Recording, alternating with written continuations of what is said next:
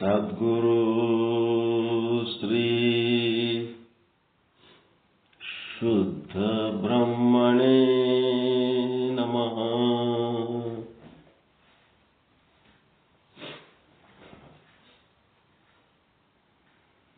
ಓಂ ಸದ್ಗುರು ಶ್ರೀ ಪಂಡಿತ ಪೀತಾಂಬರಜಿಯೇ ನಮಃ.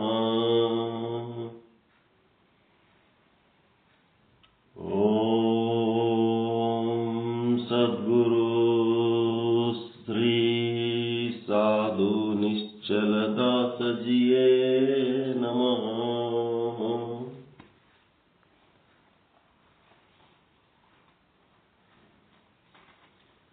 ಸಮಸ್ತ ಶುದ್ಧ ಬ್ರಹ್ಮ ಸ್ವರೂಪರೇ, ತಮ್ಮೆಲ್ಲರ ಶ್ರೀಪಾದಗಳಿಗೆ ಅನಂತ ಅನಂತ ಶರಣಾರ್ಥಿಗಳು.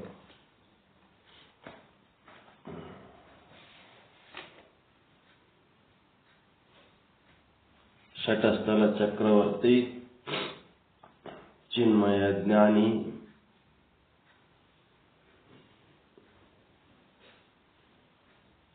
ಶೂನ್ಯ ಪೀಠಾಧೀಶ್ವರ,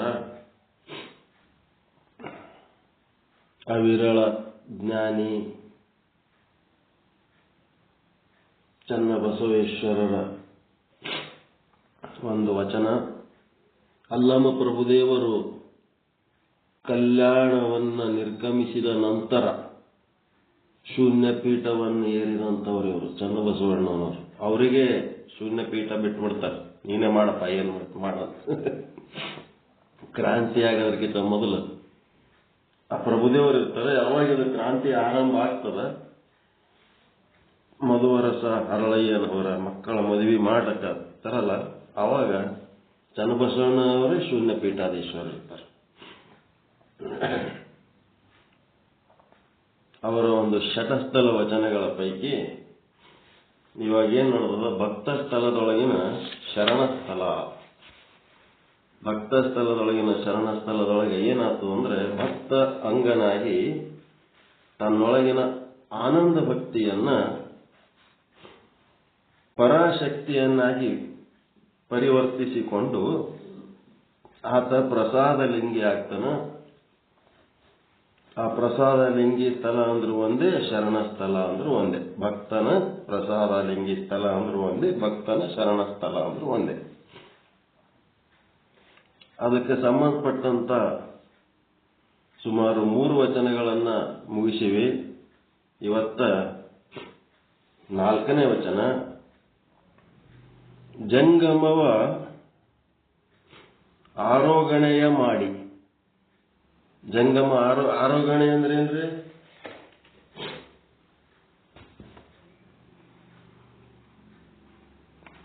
ಆರೋಗಣೆ ಅಂದ್ರೆ ಏನು? ಉಪಚಾರ. ಕರೆಕ್ಟ್.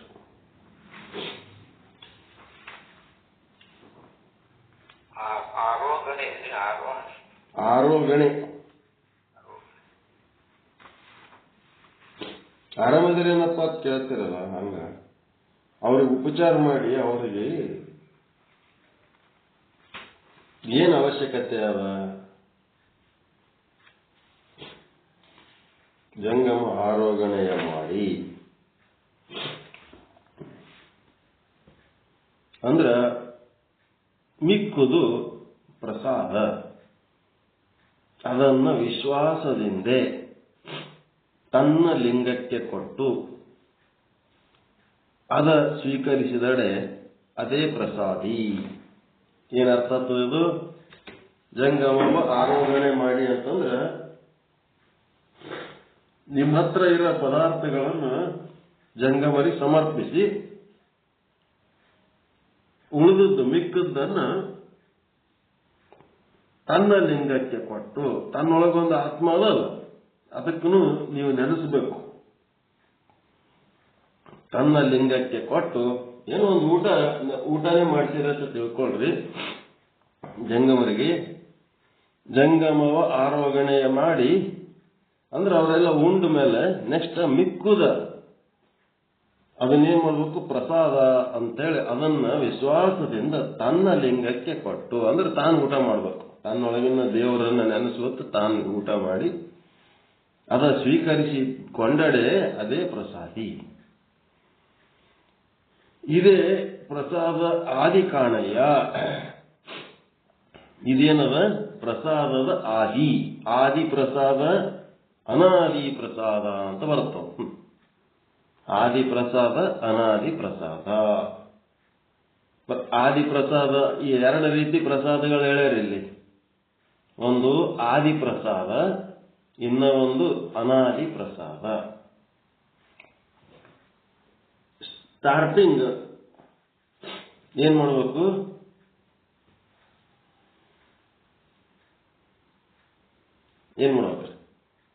ಈ ಒಂದು ಗುರುಲಿಂಗ ಜಂಗಮರನ್ನ ಉಪಚಾರ ಮಾಡೋದು ಆದಿಪ್ರಸಾದಿ ಪ್ರಾಕ್ಟೀಸ್ ಮಾಡಬೇಕು. ಆದಿಪ್ರಸಾದಿ ಆಗದಂದ್ರೆ ಹಿಂಗ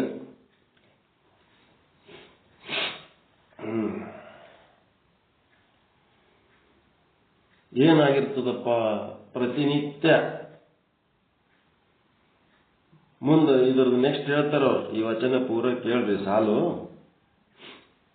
ಜಂಗಮವ ಆರೋಗಣೆ ಮಾಡಿ ಮಿಕ್ಕುದ ಪ್ರಸಾದ ಅದನ್ನು ವಿಶ್ವಾಸದಿಂದೆ, ಪ್ರಸಾದ ಅಂದ್ರೆ ಪ್ರಸನ್ನನಾಗಿ ತಗೋಬೇಕು, ಅದನ್ನು ಸ್ವೀಕಾರ ಮಾಡ್ಬೇಕು. ಅದನ್ನ ಹೆಂಗ ಬೇಕಂಗ್ ಮಾಡಕ್ಕಿಲ್ಲ. ನಾವು ಅದನ್ನು ಸ್ವೀಕಾರ ಮಾಡಿದ್ರೆ ಪೂರ ಆನಂದ ಆಗಿಬಿಡ್ಬೇಕು, ದುಃಖ ನಿವೃತ್ತಿ ಆಗ್ಬೇಕು, ಎಲ್ಲ ಹೋಗ್ಬೇಕು, ಖುಷಿ ಆಗ್ಬೇಕು, ಬರೇ ಆನಂದ ಉಳಿಬೇಕು.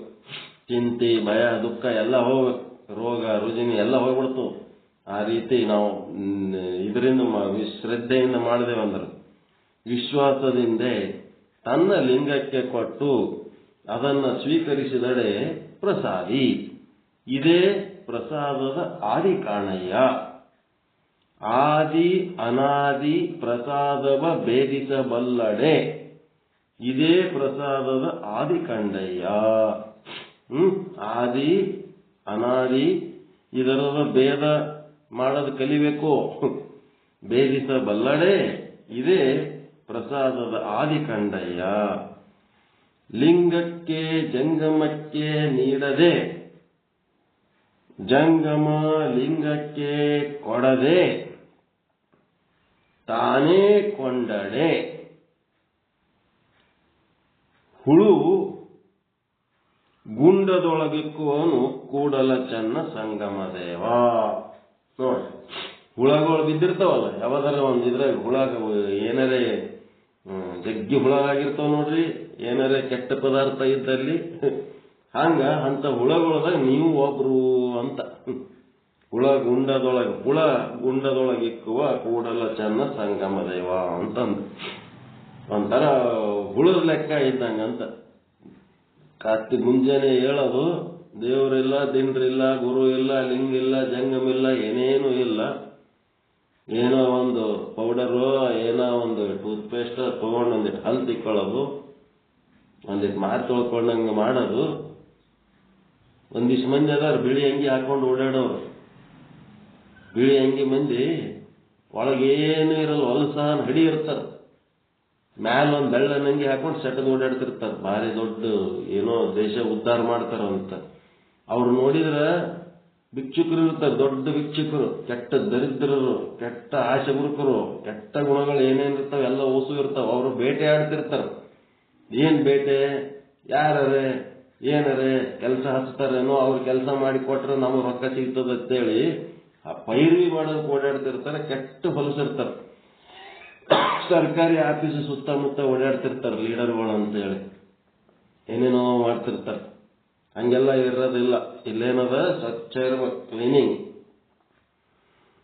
ಅದಕ್ಕೆ ಇಲ್ಲಿ ಆದಿ ಪ್ರಸಾದಿ ಅನಾದಿ ಪ್ರಸಾದಿ ಅಂತ ಹೇಳ್ತಾರೆ. ಆದಿ ಪ್ರಸಾದಿ ಅಂತಂದ್ರ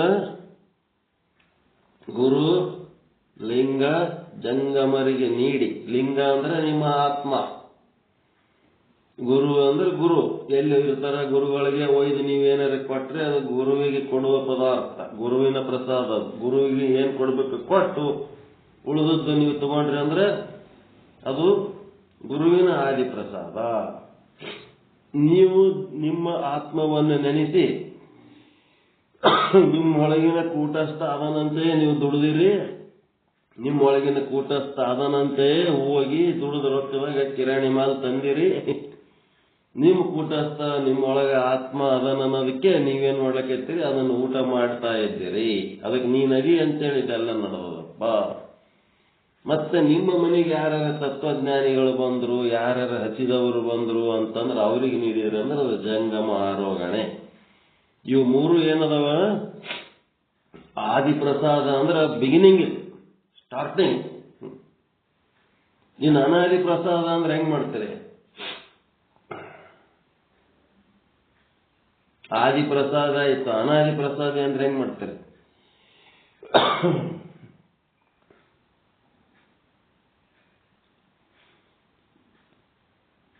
12ನೇ ಶತಮಾನದ ಬಸವ ಕಲ್ಯಾಣದಲ್ಲಿ ಪ್ರತಿನಿತ್ಯ ಎಷ್ಟು ಜಂಗಮರಿಗೆ ಊಟ ಮಾಡಿಸ್ತಿದ್ರು ಬಸವಣ್ಣನವರು?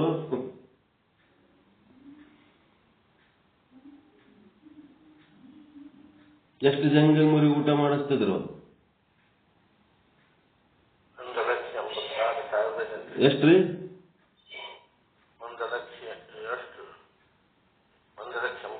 80 ಅಲ್ಲ, 96,000. 1,96,000. ಅಷ್ಟು ಪರ್ಫೆಕ್ಟ್ ಪೋಸ್ಟ್ಗಳು ಜಂಗಮರದು. ಪೋಸ್ಟ್ ವರ್ಕಿಂಗ್ ಕಮಿಟಿ ಅದು, ಧರ್ಮ ಪ್ರಚಾರಕರ ಕಮಿಟಿ ಅದು. 1,96,000 ಸಮಾಜ ಉದ್ಧಾರಕರವರು.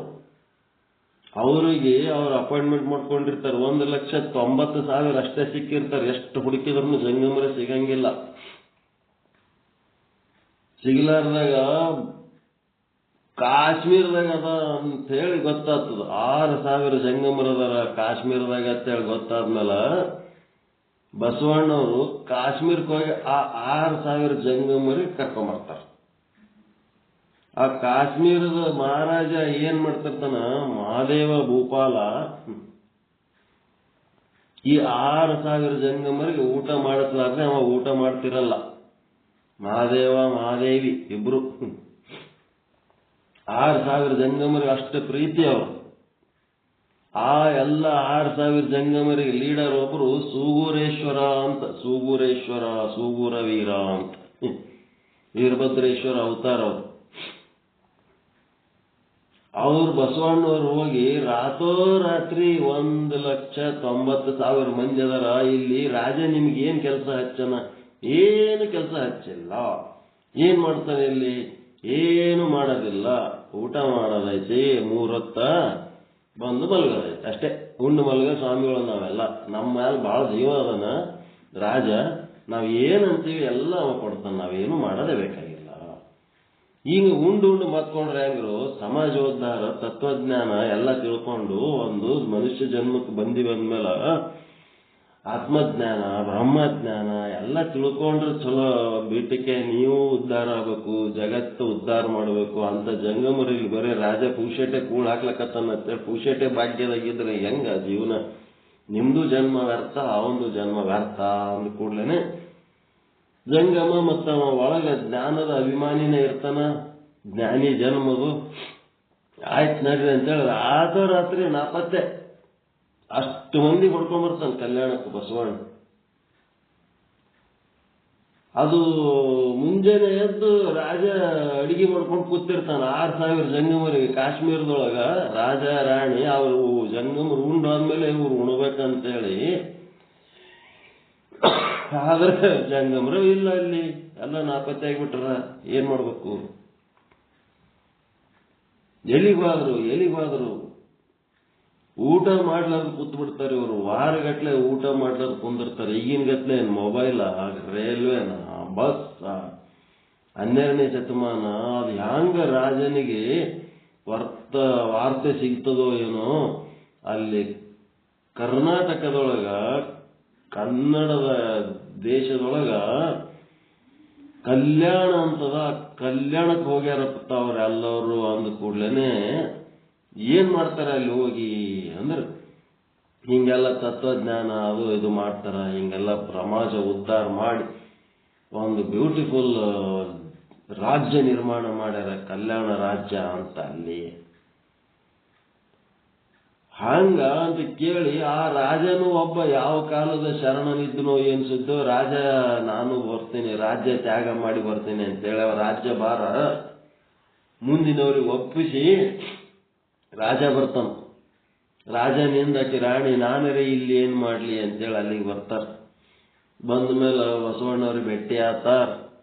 ಭೇಟಿ ಆದ್ಮೇಲೆ ಇಲ್ಲಿ ನಮ್ಮ 6,000 ಜಂಗಮರಿಗೆ ಊಟ ಮಾಡಿಸ್ಲಾರ್ದೆ ನಾವು ಊಟ ಮಾಡಂಗಿಲ್ಲ, ನೀವು ಇಲ್ಲಿ ಕರ್ಕೊಂಡ್ ಬಂದ್ಬಿಟ್ಟಿರಿ, ನಮಗೇನು ನೀವು ಕರ್ಕೊಂಡು ಬಂದದ್ದಕ್ಕೆ ಸಿಟ್ಟಿಲ್ಲ, ನಾವು ನಿಮ್ಮದೆಲ್ಲ ಕೇಳ್ಕೊಂಡೇ ಬಂದೀವಿ, ನಾವು ನಿಮ್ಮ ಜೊತೆಗೆ ಇರ್ಬೇಕಂತ ಬಂದೀವಿ, ನಮ್ಮ ಜಂಗಮರು ಎಲ್ಲಿ ಇರ್ತಾರ ಅಲ್ಲೇ ನಾವು, ಜಂಗಮ ಇದ್ದಲ್ಲಿ ಭಕ್ತ, ಭಕ್ತ ಇದ್ದಲ್ಲಿ ಜಂಗಮ, ಅವ್ರ ಜೊತೆಗೆ ನಾವು ಇರ್ತೀವಿ.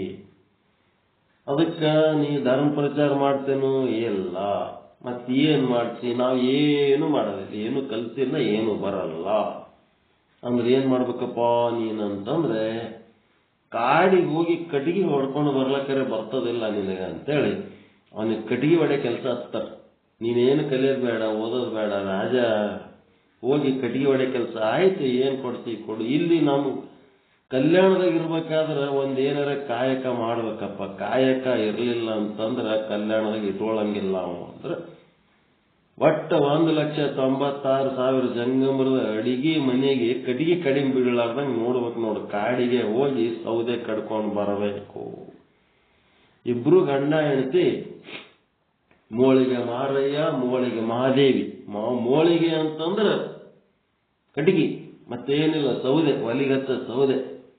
ಆ ಜವಾಬ್ದಾರಿ ಹೊರಿಸ್ತಾರ ಅವ್ರಿಗೆ. ಆ ಜವಾಬ್ದಾರಿ ಹೊತ್ತ ಮೇಲೆ ಆಯ್ತು ನಡಿ ಕಟ್ಟಿಗೆ ಅಡ್ಡ ಅಂತಿರಲ್ಲ ನೀವು, ಹಂಗೆ ಇಲ್ಲಿನ ಕಟ್ಟಿಗೆ ಅಡ್ಡ ಮಾಡ್ಕೊಂಡು ಕೂತು ಬಿಡ್ತಾರ. ಇವರು ಬಂದು ಎಲ್ಲ ನಡೆದಿರ್ತದ. ನಡೆದ ಹೊತ್ನಾಗ 6,000 ಜಂಗಮರು ಸೇರಿದ್ರು 1,96,000 ಜಂಗಮ ಮಾಡ್ಕೊಂಡ್ರು. ಅಲ್ಲಿ ಕಲ್ಯಾಣದೊಳಗ ಪ್ರತಿನಿತ್ಯ ಅಷ್ಟು ಮಂದಿ ಜಂಗಮರಿಗೆ ಉಚಿತವಾಗಿ ಭೋಜನ ಮಾಡಿಸಿ ಧರ್ಮ ಪ್ರಚಾರ ವಚನ ಸಾಹಿತ್ಯದ ಪ್ರಕಾರ ಸಮಾಜ ರಚನೆ ಮಾಡಬೇಕು ಅಂತೇಳಿ ತಯಾರು ಮಾಡಿ, ಜಂಗಮರಿಗೆ ತಯಾರು ಮಾಡಿ ದಿನ ಅಷ್ಟು ಜನರಿಗೆ 3 ಹೊತ್ತು ಊಟಕ್ಕೆ ಹಾಕಿ ಸಮಾಜ ನಿರ್ಮಾಣ ಕಾರ್ಯದಲ್ಲಿ ಬಸವಣ್ಣವರು ತೊಡಗಿರ್ತಾರ.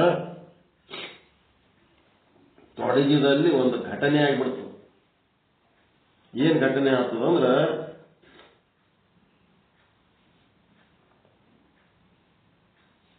ಪ್ರಭುದೇವರು ವಿಶ್ವ ಪರ್ಯಟನ ಮಾಡಿ ಎಲ್ಲೆಲ್ಲಿ ಶರಣರದಾರ ಎಲ್ಲಾ ಕಡೆ ಅಡ್ಡಾಡ್ತಾರೆ. ಎಲ್ಲೆಲ್ಲಿ ಶರಣರದಾರ ಎಲ್ಲಾ ಕಡೆ ಅಡ್ಡಾಡಿ ಆ ಶರಣರಿಗೆಲ್ಲ ಕಲ್ಯಾಣಕ್ಕೆ ಬರಂಗ ಮಾಡ್ತಾರೆ. ಎಲ್ಲೆಲ್ಲಿ ಹೋಗ್ತಾರ ಅಲ್ಲೆಲ್ಲಿ ಅವ್ರ ಜೊತೆಗೆ ಸಂವಾದ ಮಾಡ್ತಾರೆ. ಕಲ್ಯಾಣದ ಮಹಾತ್ಮ ಹೆಂಗದ, ವಚನ ಸಾಹಿತ್ಯದ ಪ್ರಕಾರ ಹೆಂಗ್ ನಡೆದದ ಅಲ್ಲಿ ರಾಜ್ಯ ನಿರ್ಮಾಣ ಅಂತೇಳಿ. ಪ್ರಭುದೇವರು ಹೀರೋ ಇದ್ದಂಗ, ಅವೆಲ್ಲ ಉಳಿದ ಶರಣರೆಲ್ಲ ಆತನ ಜೊತೆಗೆ ಸಂವಾದ ಮಾಡಿದ್ದೆ. ಏನ್ ತಯಾರಾಯ್ತು ಗ್ರಂಥ ಅದು? ಪ್ರಭುದೇವರು ಮತ್ತು ಇತರ ಶರಣರ ಜೊತೆಗೆ ಮಾಡಿದ ಸಂವಾದದ ಗ್ರಂಥ ಯಾವುದು? ಶೂನ್ಯ ಸಂಪಾದನೆ. ಶೂನ್ಯ ಸಂಪಾದನೆ ಒಳಗೆ ಏನದನಂದ್ರೆ ಪ್ರಭುದೇವರೇ ಹೀರೋ. ಎಲ್ಲೆಲ್ಲಿ ಶರಣರಿರ್ತಾರ ಆ ಎಲ್ಲ ಶರಣರ ಜೊತೆಗೆ ಸಂಪಾದನೆ ಮಾಡಿ ಅವರಿಗೆ ಮೋಕ್ಷದ ದಾರಿ ತೋರಿಸಿ ಅವರಿಗೆಲ್ಲ ಕರ್ಕೊಂಡ್ಬರ್ತಾರೆ ಕಲ್ಯಾಣಕ್ಕೆ. ಈ ಎಲ್ಲ ಕೆಲಸ ಪ್ರಭುದೇವರು ಮಾಡ್ತಾರೆ. ಅದು ಏನಾಗ್ಬಿಡ್ತದ, ಪ್ರಭುದೇವರು ವಿಶ್ವ ಪರ್ಯಟನೆ ಮಾಡುವಾಗ ಇಲ್ಲಿ ಬಸವಣ್ಣವರು 12 ವರ್ಷಗಳ ಪರ್ಯಂತರ ಶೂನ್ಯ ಪೀಠ ತಯಾರು ಮಾಡ್ಕೊಂಡು ಕೂತಿರ್ತಾರ. ಆ ಪೀಠವನ್ನ ಏರುವುದಕ್ಕೆ ಪ್ರಭುದೇವರು ಬರ್ತಾರ ಅಂತ 12 ವರ್ಷ ಕಾಯ್ತಾರ. ಇವ್ರು 12 ವರ್ಷ ಟೈಮ್ ತಗೋತಾರೆ. ಎಲ್ಲಾ ಕಡೆ ಮಂದಿಗೆ ಭೇಟಿಯಾಗಿ ಬರಕ್ ಹೋಗಿ ಬರ್ರಿ ಬರ್ರಿ ಬರ್ರಿ ಅಂತ ಹೇಳಿ ಬಂದಿರ್ತಾರ. ಈ ಪ್ರಭುದೇವರ ಪರಿಸ್ಥಿತಿ ಭಯಂಕರ ಒರಟು. ಗಾಳಿ, ಚಳಿ, ಮಳಿ ಎಲ್ಲದಕ್ಕೂ ಬಿಸಿಲಾಗ ಅಡ್ಡಾಡಿ ಮೈ ಚರ್ಮ ಎಲ್ಲ ಹೊರಟು, ಮೈ ಮೇಲೆ ಚಂದ ಬಟ್ಟೆ ಇಲ್ಲ, ಎಕಡೋ ವಿಭೂತಿ, ಎಕಡೋ ಕಣ್ಣು ಕೆಂಪಾಗ್ಬಿಟ್ಟವ, ಗಡ್ಡ ಮೀಸೆ ಎಲ್ಲ ಬೆಳೆದು ಬಿಟ್ಟವ, ಬಾಯಾಗ ಜೊಲ್ಲು ಸುರಿಲಕತ್ತದ, ಕೈಕಾಲೆಲ್ಲ ಹೊರಟ ಸೀಳಿ ಬಿಟ್ಟವ, ಭಿಕಾರಿ ಆದಂಗೆ ಆಗಿರ್ತಾರೆ ಪ್ರಭುದೇವರು. ಅದು ಹೊರಗೆಲ್ಲರೇ ಟೂರ್ ಹೊಡೆದ್ರೆ ಮತ್ತೆ ಏನಾಗಬೇಕು ಮನುಷ್ಯನ ಪರಿಸ್ಥಿತಿ? 12 ವರ್ಷ ಟೂರ್ ಹೊಡೆದ, ಒಂದ್ ಕಡೆನೂ ಅವ್ರಿಗೆ ಹಿತವಾಗಿ ಕುಂತು ನೋಡಕ್ಕೆ ಇಲ್ಲೇ ಇಲ್ಲ, ಎಲ್ಲಾ ಕಡೆ ಚರಜಂಗಮನಾಗಿ ಅಡ್ಡಾಡ. ಬಸವಣ್ಣ ಕಲ್ಯಾಣದಾಗ ಗುರುವಾಗಿ ಒಂದ್ ಕಡೆ ಇದ್ರೆ ಅಡ್ಡಾಡಿ ಪ್ರಚಾರ ಮಾಡಿದವರು ಪ್ರಭುದೇವರು. ಶರಣರನ್ನು ಹಿಡ್ಕೊಂಡ್ ಬಂದ್ರು ಅವರೆಲ್ಲ. ಸೊಲಾಪುರ ಸಿದ್ದರಾಮೇಶ್ವರ ಅವರೆಲ್ಲರಿಗೂ ಅವರೇ ಹೋಗಿ ಭೇಟಿಯಾಗಿ ಕರ್ಕೊಂಡ್ ಬಂದಿರ್ತಾರೆ. ಅಲ್ಲಿ ಏನಾಯ್ತದ, 1,96,000 ಜಂಗಮರದ ಅಡಿಗೆ ತಯಾರಾಗಿರ್ತದ. ತಯಾರಾದ ಸಮಯದಲ್ಲಿ ಇನ್ನೇನು ಊಟಕ್ಕೆ ಕೂಡಬೇಕು ಅನ್ನೋ ಟೈಮ್ ಒಳಗೆ ಪ್ರಭುದೇವರು ಆಗಮನ ಆಗಿದ್ದ ಸುದ್ದಿ ಬಸವಣ್ಣವರಿಗೆ ಗೊತ್ತಾಗ್ತದ. ಪ್ರಭುದೇವರು ಸೀದಾ ಹೋಗಿ, ಬಸವಣ್ಣವರು ಸೀದಾ ಓಡೋಡಿ ಹೋಗಿ ಪ್ರಭುದೇವರಿಗೆ ಕರ್ಕೊಂಡು ಬಂದು ಏನ್ ಮಾಡ್ತಾರ, ಅಲ್ಲಿ ಶೂನ್ಯ ಪೀಠ ಅದಲ್ಲ, ಆ ಪೀಠದ ಮೇಲೆ ಅವರಿಗೆ ಕುಂದಿಸ್ಬಿಡ್ತಾರೆ. ಈ 1,96,000 ಜಂಗಮರಿಗೆ ಅವ್ರು ಯಾರಂತೆ ಗೊತ್ತಿಲ್ಲ. ಅವರಿಗೆ ಒಬ್ಬ ಜಂಗಮನಿಂದ ಹಾಳಾಯಿತು ಕಲ್ಯಾಣ ಅಂತ ಒಂದು ವಚನ. ಪ್ರಭುದೇವರು ಬಂದ ಅನ್ನೋದೇ ಗೊತ್ತಿಲ್ಲ ಅವರಿಗೆ. ಏನ್ ಹೇಳಿದ್ರು ಕೇಳುವಲ್ರು. ನಾವು ಧರ್ಮ ಪ್ರಚಾರ ಮಾಡೋರು, ನಮ್ಮ ಸಮಾಜ ಏನದ ನಮ್ಮ ಕಂಟ್ರೋಲ್ನಾಗ ಅದ, ನಾವು ಹೇಳಿದ್ದು ಕೇಳ್ತದೆ ಇದು ಸಮಾಜ. ನಮ್ಮದ್ರಾಗ ಯಾರೇ ಒಬ್ಬರು ಪೀಠಾಧಿಪತಿ ಆಗ್ಬೇಕೇ ಹೊರತು ಇದ್ಯಾ ಭಿಕಾರಿಗೆ ತಂದಕ್ಕೆ ಜಂಗಮ ಅಂತೇಳಕ್ಕೆ ಮ್ಯಾಲ ಕುಂದಿರ್ಸ್ಬಿಟ್ಟ ಬಸವಣ್ಣ ಅಂತ ಹೇಳಿ ಅವ್ರೇನ್ ಮಾಡ್ಬಿಟ್ಟು ಚಟ್ಕೊಂಡು ಕೂತ್ರು. ಸುಮಾರು 2 ಲಕ್ಷ ಜನರಿಗಾಗಷ್ಟು ಅಡಿಗೆ ಮಾಡ್ಯಾರ. ಇವರು ಊಟ ಮಾಡುವಲ್ರು, ಅಡಿಗೆ ಆರ್ಲಕತ್ತದ. ಬಸವಣ್ಣವ್ರು ಸಂಕಟ ಪಡ್ಲಕತ್ತಾರ. ಜಂಗಮ ಪ್ರಾಣಲಿಂಗಿ. ಜಂಗಮರು ಉಳ್ಳಿಲ್ಲ ಅಂತಂದ್ರೆ ನನ್ನ ಕಲ್ಯಾಣ ಹೆಂಗ್ ಉಳಿತದ? ಜಂಗಮರು ಊಟ ಮಾಡಿ ಶಾಂತಿ ಇರ್ಬೇಕು, ತೃಪ್ತಿ ಇರ್ಬೇಕಂತೇಳಿ ಜಂಗಮರಿಗೆ ತಿಳಿಸಿ ಹೇಳ್ತಾರ. ಅವರು ಮಹಾತ್ಮರದರ, ಹಂಗ ಅವ್ರ ಬಗ್ಗೆ ಏನು ತಪ್ಪು ತಿಳ್ಕೊಬೇಡ್ರಿ, ಹಂಗ ಹಿಂಗ ಏನ್ ಹೇಳಿದ್ರು ಕೇಳವಲ್ರಿ. ಏನ್ ಮಾಡ್ಬೇಕಪ್ಪ ಅಂತೇಳಿ ಇವರಿಬ್ಬರದು ಸಂವಾದ ನಡೀತಾ ಇರೋದು ಪ್ರಭುದೇವರಿಗೆ ಗೊತ್ತಾಗ್ಬಿಡ್ತು. ಪ್ರಭುದೇವರು ಬಸವಣ್ಣನ ಕರೀತಾರ, ಏನ್ ಮಾಡ್ಲಕತ್ತೀರಿ? ಏನಿಲ್ಲ, ಹಿಂಗ ನಿಮ್ಮನ್ನ ಕರ್ಕೊಂಬಂದು ಶೂನ್ಯ ಪೀಠಕ್ಕೆ ಕುಂದಿರ್ಸಿದೆ, ಒಂದ್ ತಪ್ಪಾಯ್ತು ನೋಡಪ್ಪ ನಮಗ. ಇವರೆಲ್ಲರೂ ಅಡಿಗೆ ರೆಡಿ ಅದ, ಊಟ ಮಾಡುವಲ್ರು, ಏನ್ ಮಾಡಬೇಕು? ಸೆಟ್ಕೊಂಡ್ಬಿಟ್ಟಾರ. ನಾವು ಧರ್ಮ ಪ್ರಚಾರ ಮಾಡ್ತೇವೆ, ನಮಗ್ ಪೀಠಾಧಿಪತಿ ಮಾಡೋದು ಬಿಟ್ಟು ಇವ್ರಿಗೆ ಯಾರಿಗೆ ತಂದು ಕುಂದಿರ್ಸಿರಿ ಅಂತ ಸಿಟ್ಟು ಬಂದ್ಬಿಟ್ಟದ ಅವರಿಗೆ. ಹಂಗ ಅದಕ್ಕೆ ತಲೆ ಕೆಡಿಸ್ಕೊತೇವೆ ಬಸವಬ್ಬ ಅಂತ ಕರ್ಕೊಂಡು ಏನ್ ಮಾಡ್ತಾರ, ತಾವು ಊಟಕ್ಕೆ ಕುಂದಿರ್ತಾರ. ನನಗಂತೂ ಹೊಟ್ಟೆ ಹಸಿವಾಗ್ಯದ ನೋಡಪ್ಪ, 12 ವರ್ಷಲಿಂತ ಉಂಡಿಲ್ಲ.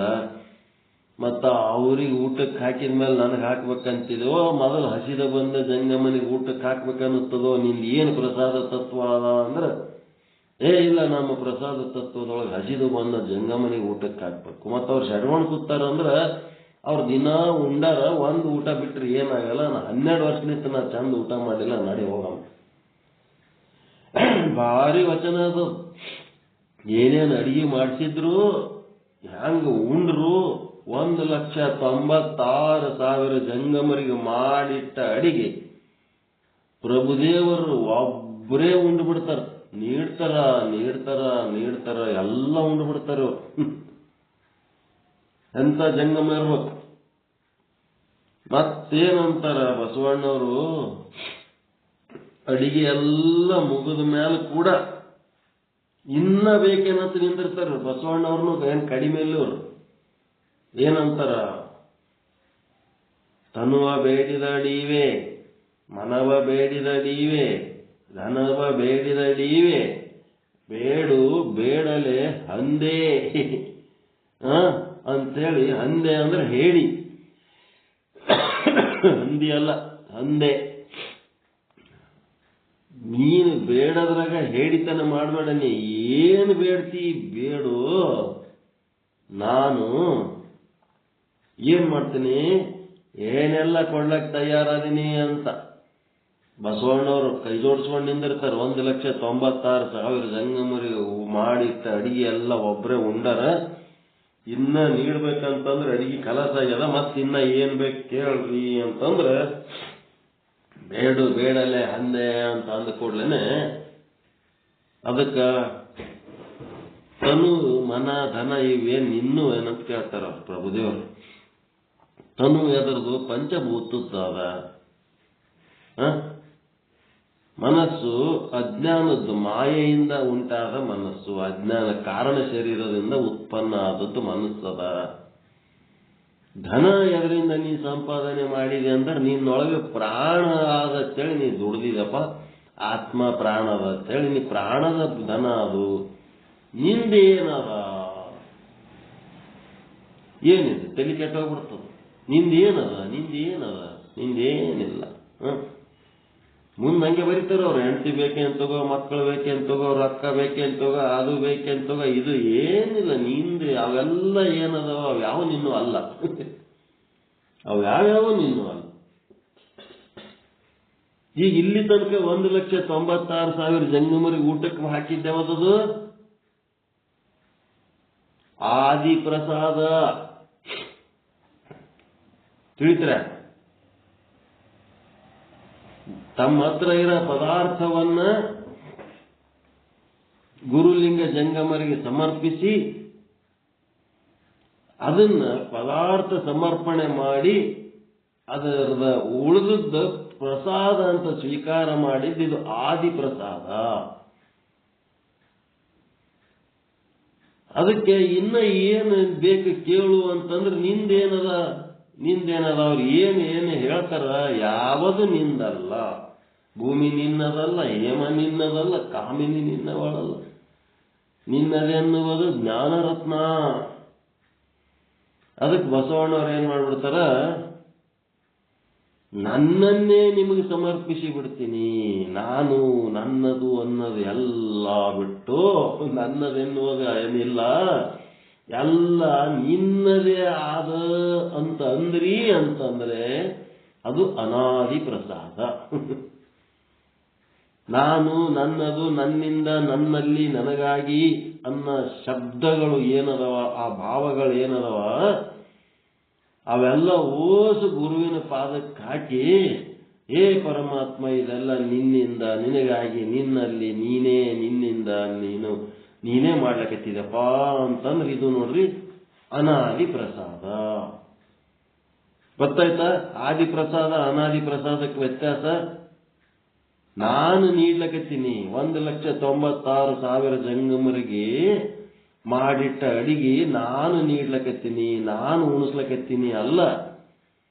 ಇದು ನಿಂದೆ, ನೀನೇ ಉಣ್ಲಕತ್ತಿದಿ, ನಿಂದೆ, ನಿನ್ನಲ್ಲೇ ನೀನೇ ಮಾಡಿದಿ, ನೀನೇ ಉಣ್ಲಕತ್ತಿದಿ, ನೀನೇ ಉಣಿಸ್ಲಕತ್ತಿದಿ. ಎಲ್ಲ ನೀನೇ, ಉಣಿಸವನು ನೀನೇ, ಉಣ್ಣವನು ನೀನೇ, ಮಾಡಿದವನು ನೀನೇ, ಅಲ್ಲಿರೋ ಪದಾರ್ಥನು ನಿಂದೆ, ಎಲ್ಲ ನಿಂದಪ್ಪ, ನಂದೇನಿಲ್ಲ. ಇದು ಜ್ಞಾನ. ಅಂತಿರಿಲ್ಲ ಮನೆಯಾಗ, ನಿಮ್ದೇ ಆದ್ರಪ್ಪ ಎಲ್ಲ ನಿಮ್ಮ ಪಾದ ಪುಣ್ಯ ಅಂತಿರ್ತೀರಿ. ಎಲ್ಲ ನಿಮ್ಮದು ಅಂತಿರಿಲ್ಲ, ಜನರಲ್ಲ ಅಂತಿರ ಇಲ್ಲ. ಮನಸ್ಸಿನಾಗ ನಮ್ದು ಅಂತಿರ್ತದ, ಮ್ಯಾಲ ಅಂತಿರಿಲ್ಲ. ಗುರುಗಳದು ಬಂದಾಗ ಎಲ್ಲ ನಿಮ್ಮ ಆಶೀರ್ವಾದದಿಂದ ಚಲೋ ನಡೆದದ್ರಿ ಅಂತ ಅನ್ನಲ್ಲ.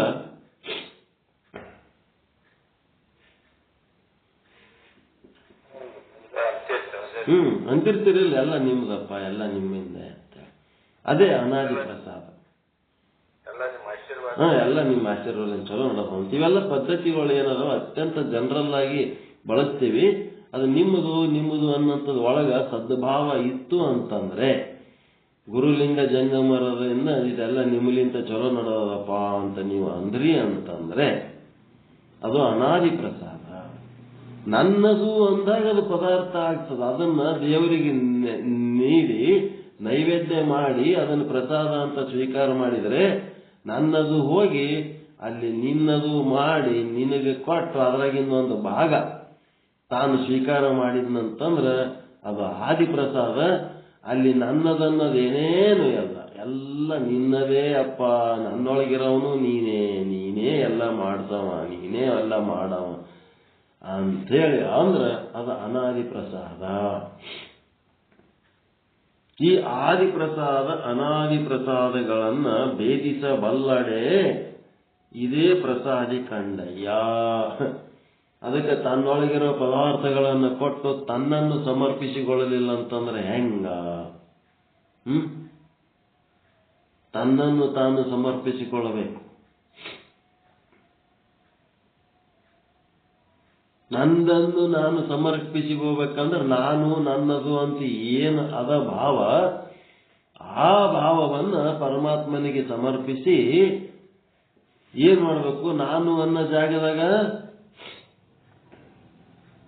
ಏನ್ ತರ್ಬೇಕು? ನೀನು. ನನ್ನದು ಅನ್ನೋದ್ರಾಗ ನಿನ್ನದು, ನನ್ನಲ್ಲಿ ಅನ್ನೋದ್ರಾಗ ನಿನ್ನಲ್ಲಿ, ನನ್ನಿಂದ ಅನ್ನೋ ಜಾಗದಾಗ ನಿನ್ನಿಂದ, ನಾನೇ ನಾನೇ ಅಂತಿರ್ತದಲ್ಲ ಅಲ್ಲಿ ನೀನೇ ನೀನೇ ಅನ್ಕೋತ ಹೋಗ್ಬೇಕು. ಈ ರೀತಿ ಮಾಡಿದ್ರಿ ಅಂದ್ರೆ ಇದು ಅನಾದಿ ಪ್ರಸಾದ. ಏನ್ ಬಂದನ ಮನ್ಯಾಗ 10 ರೊಟ್ಟಿ ಬಡ್ದಿಟ್ಟಿವಿ, 1 ರೊಟ್ಟಿ ಕೊಟ್ಟು ಕಳಸ ಕಡಿ ಅಂತಂದ್ರೆ ಅದು ಆದಿ ಪ್ರಸಾದ.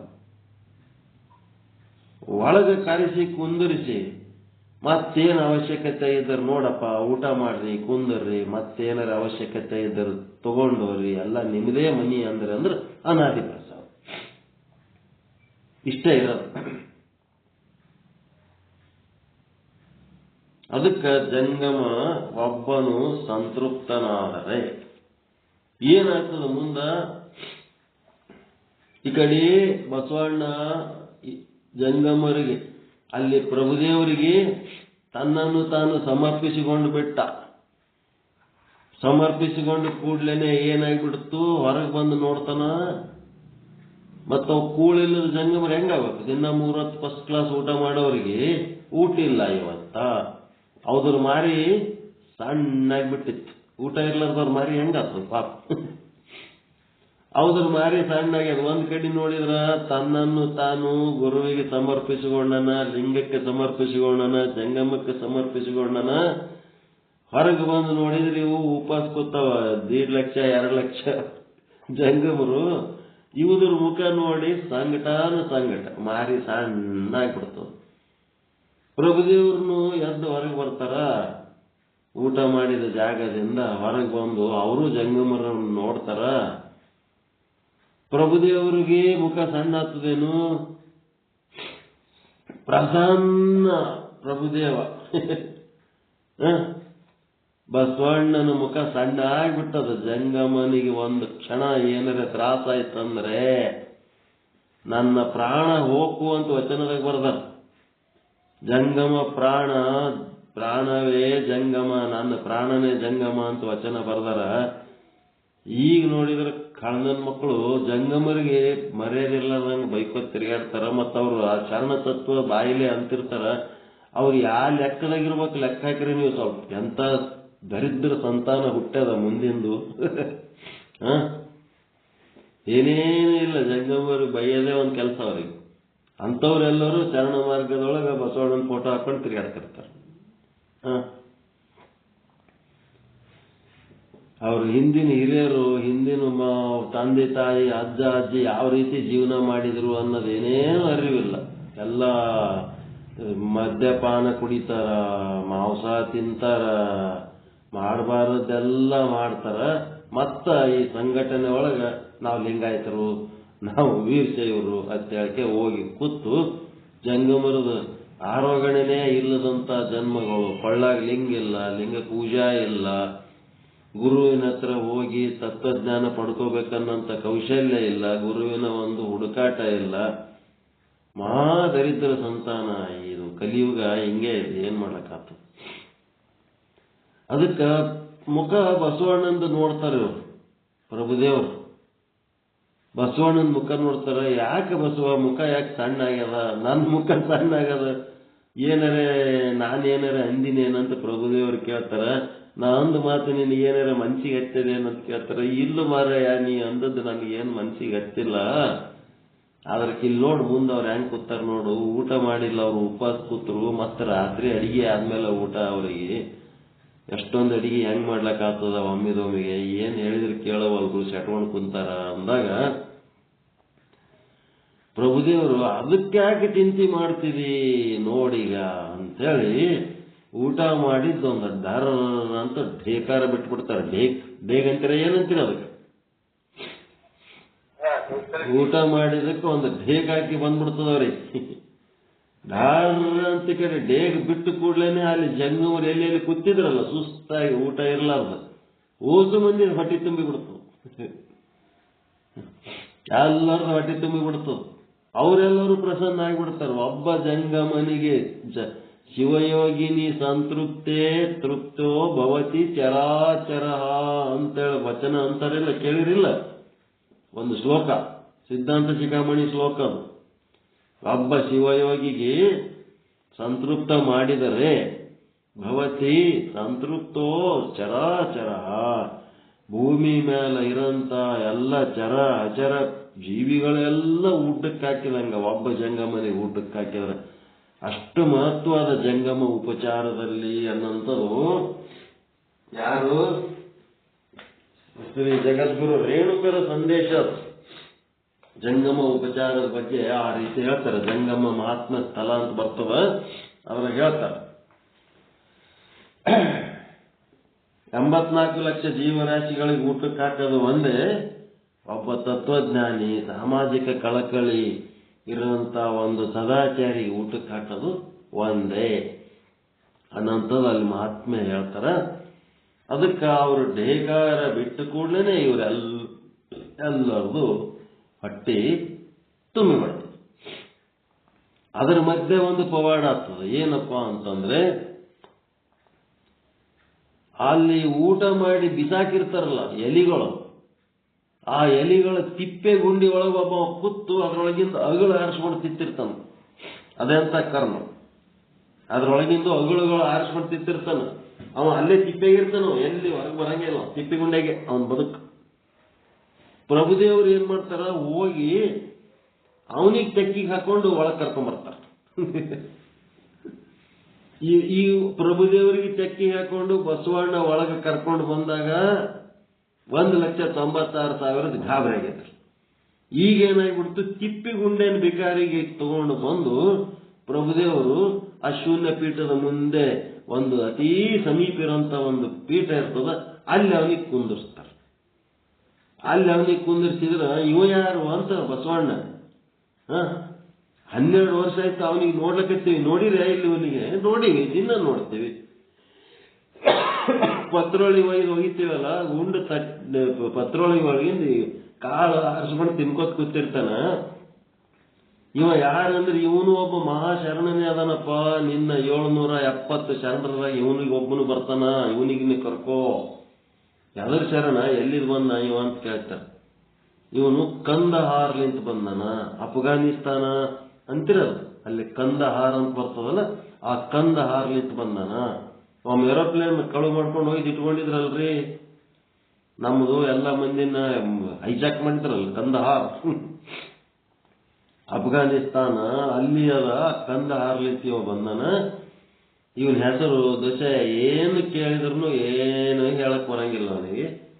ಅಂತವನಿಗೆ ಒಳಗೆ ಕರ್ಕೊಂಡು ಹೋಗಿ ಅವನಿಗೆ ಸಾಲಿ ಕಲಿಸಿ ಅವನ ಹೆಸರು ಏನಿಟ್ರು, ಹುಚ್ಚ. ಅದಕ್ಕೆ ಮರುಳ.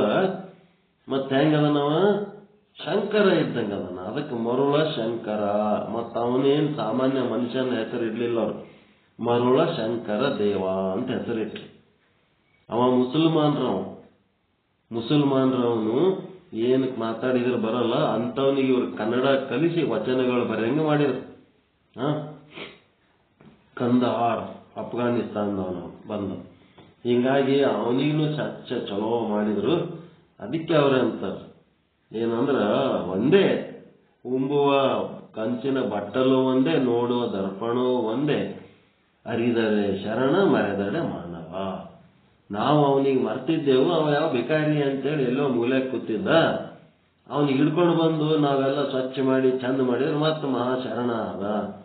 ಶರಣ ಯಾರು ಬೇಕಾದವರು ಈ ತತ್ವಜ್ಞಾನಕ್ಕೆ ಒಂದು ಶರಣರಾಗಬಹುದು ಅನ್ನೋಂಥ ವಿಚಾರ ಎಂತಿಂಥವ್ರಿಗೆ ಸಹಿತ ನಾವು ಉದ್ಧಾರ ಮಾಡಬಹುದು. ಇಲ್ಲಿ ಉದ್ಧಾರ ಆ ಥರ ಇಲ್ಲಿ ಬಂದಂತ ಹೇಳಿದ್ರು.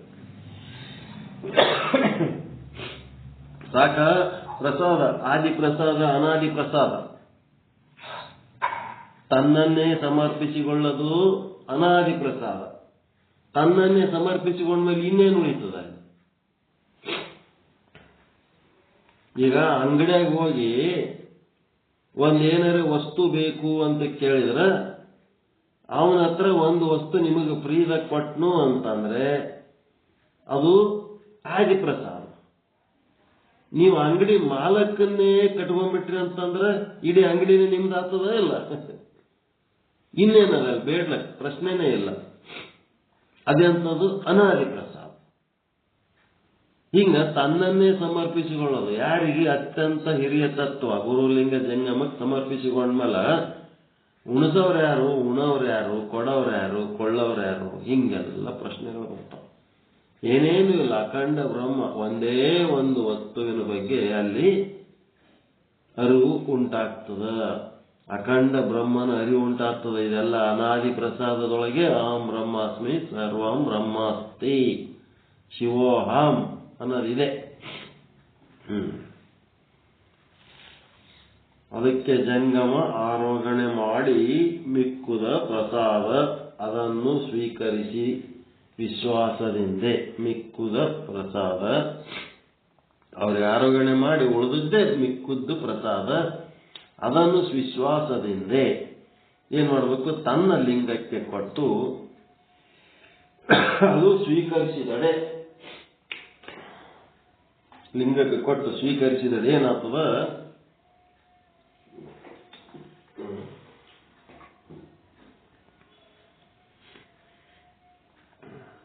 ಇದೇ ಸ್ವೀಕರಿಸಿದಡೆ ಅವನೇ ಪ್ರಸಾದಿ. ಇದೇ ಪ್ರಸಾದದ ಆದಿ ಕಾರಣಯ್ಯ. ಆದಿ ಅನಾದಿಯ ಪ್ರಸಾದವ ಭೇದಿಸಬಲ್ಲಡೆ ಇದೇ ಪ್ರಸಾದಾದಿ ಕಂಡಯ್ಯ. ಲಿಂಗ ಜಂಗಮಕ್ಕೆ ನೀಡದೆ, ಜಂಗಮ ಲಿಂಗಕ್ಕೆ ಕೊಡದೆ, ತಾನೇ ಕೊಂಡಡೆ ಆ ಗುರುಲಿಂಗ ಜಂಗಮದ ಒಂದು ಉಪಚಾರ ಇಲ್ಲ, ಏನೂ ಇಲ್ಲ. ತಾನು ದುಡಿದು ತಂದುದು ತಾನೇ ತಿಂದನು ಅಂತಂದ್ರ ಹುಳದ ಗುಂಡದೊಳಗಿಕ್ಕುವ ಕೂಡಲ ಚೆನ್ನ ಸಂಗಮ ದೇವ. ಗುಂಡದಾಗಿರೋ ಹುಳಗಳು ಇದ್ದಂಗಂತ ಅಷ್ಟೇ. ಒಂದು ತೆಗನಾಗ ಬೆಳೆದಿರ್ತಾವಲ್ಲ ತಿಪ್ಪಿ ಗುಂಡೆ ಹುಳಗಳು, ಹಂಗಂತ ತಿಪ್ಪಿ ಗುಂಡೆ ಹುಳಗಳು ಭೋಗಜೀವಿಗಳು.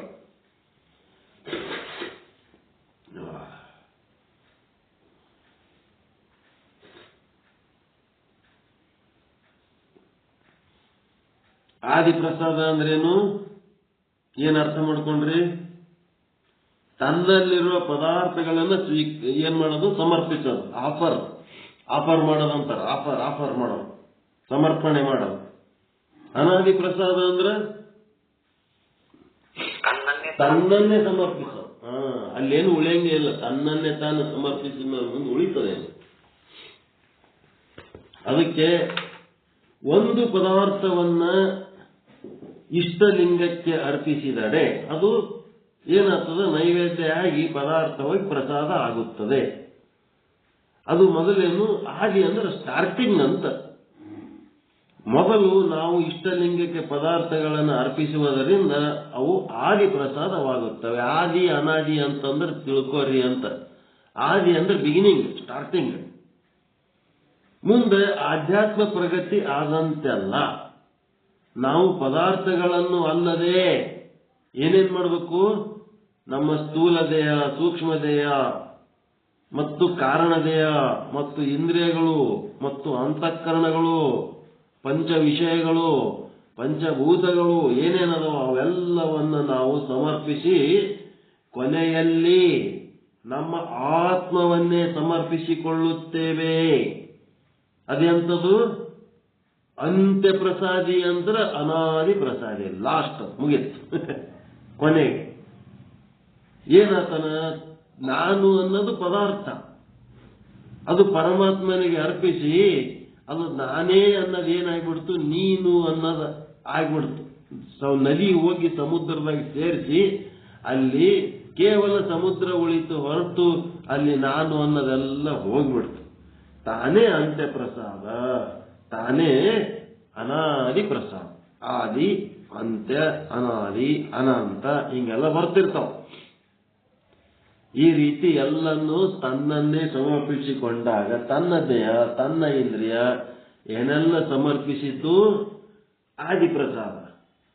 ಇಡೀ ಆತ್ಮನೇ ನಾನು ಅನ್ನೋದೇನದ ಅದನ್ನೇ ಪರಮಾತ್ಮನಿಗೆ ಸಮರ್ಪಿಸಿ ಬಿಟ್ರೆ ಅದು ಅನಾದಿ ಪ್ರಸಾದ ಅಥವಾ ಅಂತ್ಯ ಪ್ರಸಾದ ಅಂತ. ಮತ್ತೇನಾಗಬೇಕು, ವಿಚಾರ ಸಾಗರಕ್ಕೆ ಒಂದಿಷ್ಟು ಹೋಗ್ಬೇಕಲ್ಲ.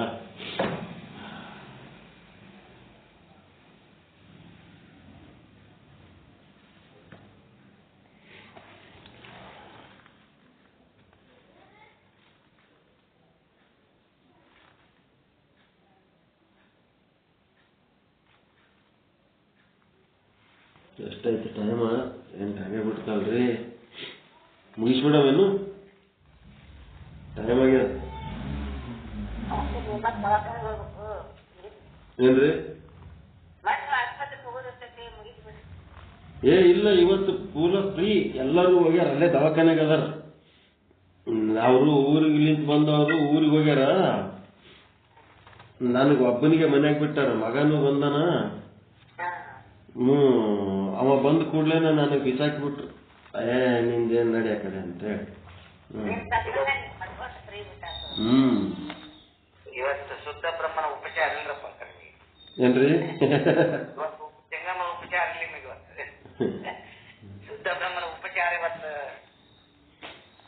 ಉಪಚಾರೋ ಎಲ್ಲ ಸೋಮ ಹೋಗದೆ ಹಂಗೆ.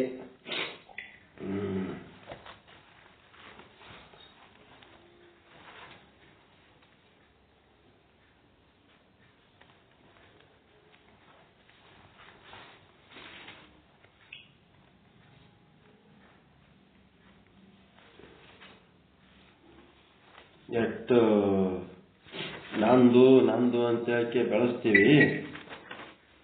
ಅವು ಏನದವ, ಜಾಲಿ ಕಂಟಿ ಬೆಳೆದಂಗೆ ಬೆಳೀತದೆ ಸಂಸಾರ. ಒಳ್ಳೆ ನಮಗೆ ತಿರುಗಾಡ್ಲಕ್ಕೆ ಬರಲಾರ್ದಂಗೆ ಜಾಗ ಆಗ್ತದೆ. ಅದೇ ಸಂಸಾರ. ಹೇಳಿದ್ರವು ನಮ್ಮ ಶಿವರಾಜ್ ಗುರುಗಳು, ಸಂಬಂಧ ರಕ್ತ ಸಂಬಂಧ, ಭಕ್ತಿ ಸಂಬಂಧ.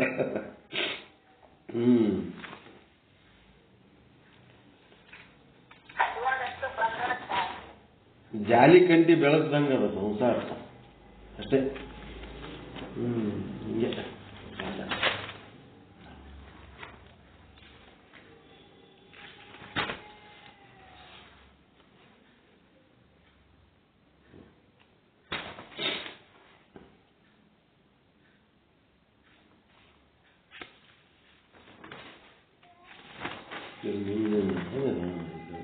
ಡಿವೈಡರ್ ಇಟ್ಟಿರ್ತೀನಿ. ಅದು ಬುಕ್ ಇಲ್ಲಲ್ಲ, ನಮ್ದು ನೋಟ್ಸ್ ಬರ್ದಿರ್ತೀನಿ ಇದ್ರಾಗೆ, ಎಲ್ಲಿ ನಿಂದಿರ್ಸೀನಿ ಅಂತ ನೋಡ್ಲಕತ್ತೀನಿ.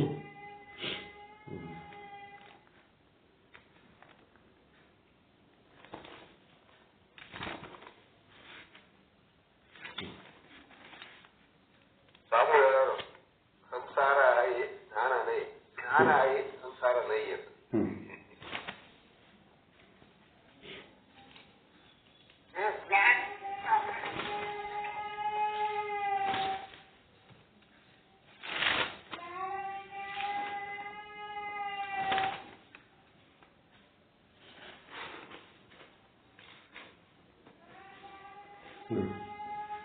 ನಿನ್ನೆ ಚನ್ನಬಸವಣ್ಣವರ ವಚನ, ಶ್ರೀ ವಿಚಾರ ಸಾಗರ ಸಾಧು ನಿಶ್ಚಲ್ ದಾಸ್ಜಿಯವರ ಕೃತಿ ತರಂಗ 5.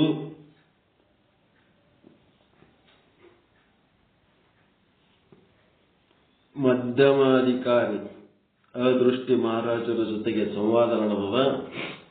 232, 33, 34 ವಿಷಯಾಂಕಗಳ ಒಂದು ಪುನರಾವರ್ತನೆ. 148ನೇ ದೋಹ ಅಥವಾ ಚೌಪಾಯಿ, ಅದಕ್ಕೆ ಸಂಬಂಧಪಟ್ಟಂತೆ ನಿವೃತ್ತಿಗಳ ಬಗ್ಗೆ, ಬಾಧಗಳ ಬಗ್ಗೆ, ಬ್ರಹ್ಮಜ್ಞಾನ ಅಂದ್ರೆ ಏನು, ಏನೇನು ಬಾಧ ಮಾಡಿಕೊಂಡ್ರೆ ಬ್ರಹ್ಮಜ್ಞಾನಿ ಆಗ್ತಾನ ಅನ್ನೋದ್ರ ಬಗ್ಗೆ ವಚನ. ಆವಲ್ಲಿ ಸರ್ವ ಪ್ರಪಂಚ ನಿವೃತ್ತಿ ಆಗಿರುವುದೋ ಅದುವೇ ಬ್ರಹ್ಮಜ್ಞಾನ, ಆವಲ್ಲಿ ಕೇವಲ ನಿಶ್ಚಿಂತವಾಗಿರುವುದೋ ಅದುವೇ ಬ್ರಹ್ಮಜ್ಞಾನ, ಆವಲ್ಲಿ ತಾನೆಂಬುವುದು ತೋರದಿರುವುದು ಅದೇ ಬ್ರಹ್ಮಜ್ಞಾನ, ಆವಲ್ಲಿ ಕೇವಲ ಕೂಡಲ ಚಂದ ಸಂಗಯ್ಯನಲ್ಲದೆ ಕರತೊಂದು ತೋರದಿರುವುದು ಅದುವೇ ಬ್ರಹ್ಮಜ್ಞಾನ. ಎಲ್ಲ ದೇಶ, ಎಲ್ಲ ಕಾಲ, ಎಲ್ಲ ವಸ್ತುಗಳಲ್ಲಿ ಬ್ರಾಹ್ಮಣನ್ನೇ ಕಾಣುತ್ತಿದ್ದಾರೆ, ಅದುವೇ ಬ್ರಹ್ಮಜ್ಞಾನ. ಚನ್ನಬಸವಣ್ಣನವರು ಈ ರೀತಿ ಹೇಳಿ ಜಗತ್ ಸತ್ಯತ್ವ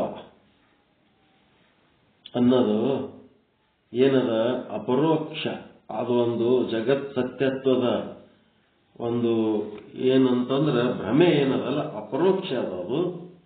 ಆ ಭ್ರಮೆಯನ್ನ ನಾವು ಅಪರೋಕ್ಷ ಬ್ರಹ್ಮಜ್ಞಾನದಿಂದಲೇ ಏನ್ ಮಾಡ್ಬೇಕಾಗ್ತದ, ಬಾಧ ಮಾಡ್ಕೋಬೇಕಾಗ್ತದ. ಈಗ ಜಗತ್ತ ಹೆಂಗಪ್ಪ ಅಂದ್ರ ಜಗತ್ತ ಸತ್ಯ ಆದ, ಈಗ ಹೆಂಗ ಅಪರೋಕ್ಷ ಭ್ರಮೆ ಮತ್ತು ಅಪರೋಕ್ಷ ಬ್ರಹ್ಮಜ್ಞಾನ ಅನ್ನೋದು ಇದು ಸತ್ಯ ತಿಳ್ಕೋಬೇಕು. ಇದು ಇವರು ನಿಮ್ಮ ಗಂಡ ಅಥವಾ ನಿಮ್ಮ ಹೆಂಡತಿ, ಇವ್ರು ನಿಮ್ಮ ಮಕ್ಕಳು, ಇದು ನಿಮ್ಮ ಹೊಲ ಚೇಳಿಕೆ ಬ್ಯಾರೆ ಯಾರು ಹೇಳ್ಯಾರತ್ ನಂಬಿರ, ನೀವೇ ಸ್ವತಃ ನಂಬಿರ? ಪಕ್ಕ ನಂಬಿರಿ ಅಪರೋಕ್ಷವಾಗಿ, ಪರೋಕ್ಷ ಅಲ್ಲವೇ ಅಲ್ಲ. ದಿನ ಮುಂಜಾನೆ ಹೇಳ್ತಾರೇನು ಈಕೆ ನಿನ್ನ ಹೆಂಡತಿ, ಇವ ನಿನ್ನ ಗಂಡ, ಇವ ನಿನ್ನ ಮಗ ಅಂತೇಳಿ? ಏನಿಲ್ಲ. ಹೆಂಗ್ ನಂಬಿರಿ ಅಂದ್ರೆ ಅಪರೋಕ್ಷವಾಗಿ ನಂಬಿಬಿಟ್ಟಿರಿ. ಇದೇನದ ಜಗತ್ತು ಸತ್ಯತ್ವದ ಭ್ರಮೆ, ಇದು ಅಪರೋಕ್ಷ ಆಗ್ಯದ. ಅಹಂಕಾರದಾಗ ಸೇರ್ಕೊಂಡ್ಬಿಟ್ಟದ, ನಾನು ನನ್ನದು ಅನ್ನೋದ್ರೊಳಗೆ ಸೇರ್ಕೊಂಡ್ಬಿಟ್ಟದ. ಈಗ ಪರೋಕ್ಷ ಬ್ರಹ್ಮಜ್ಞಾನ ಅಪರೋಕ್ಷ ಬ್ರಹ್ಮಜ್ಞಾನ ಅಂದ್ರೇನು? ಪರೋಕ್ಷ ಅಂದ್ರ ಗುರುಗಳು ಹೇಳ್ಯಾರಂತೇಳಿ ದೇವ್ರ ಅದನಂತ ನಂಬದು, ಗುರುಗಳು ಹೇಳ್ಯಾರಂತೇಳಿ ಒಂದು ಸತ್ಯ ವಸ್ತು ಆದಂತ ನಂಬದು, ಅದು ಪರೋಕ್ಷ ಬ್ರಹ್ಮಜ್ಞಾನ. ಯಾರೋ ಹೇಳ್ಯಾರಂತ ನಂಬಿಕೆ. ಆದರೆ ದೇವರು ಅದನ್ನ ನಾನೇ ದೇವರು ಅಂತ ತಿಳ್ಕೊಳ್ಳೋದು ಅಪರೋಕ್ಷ ಬ್ರಹ್ಮಜ್ಞಾನ.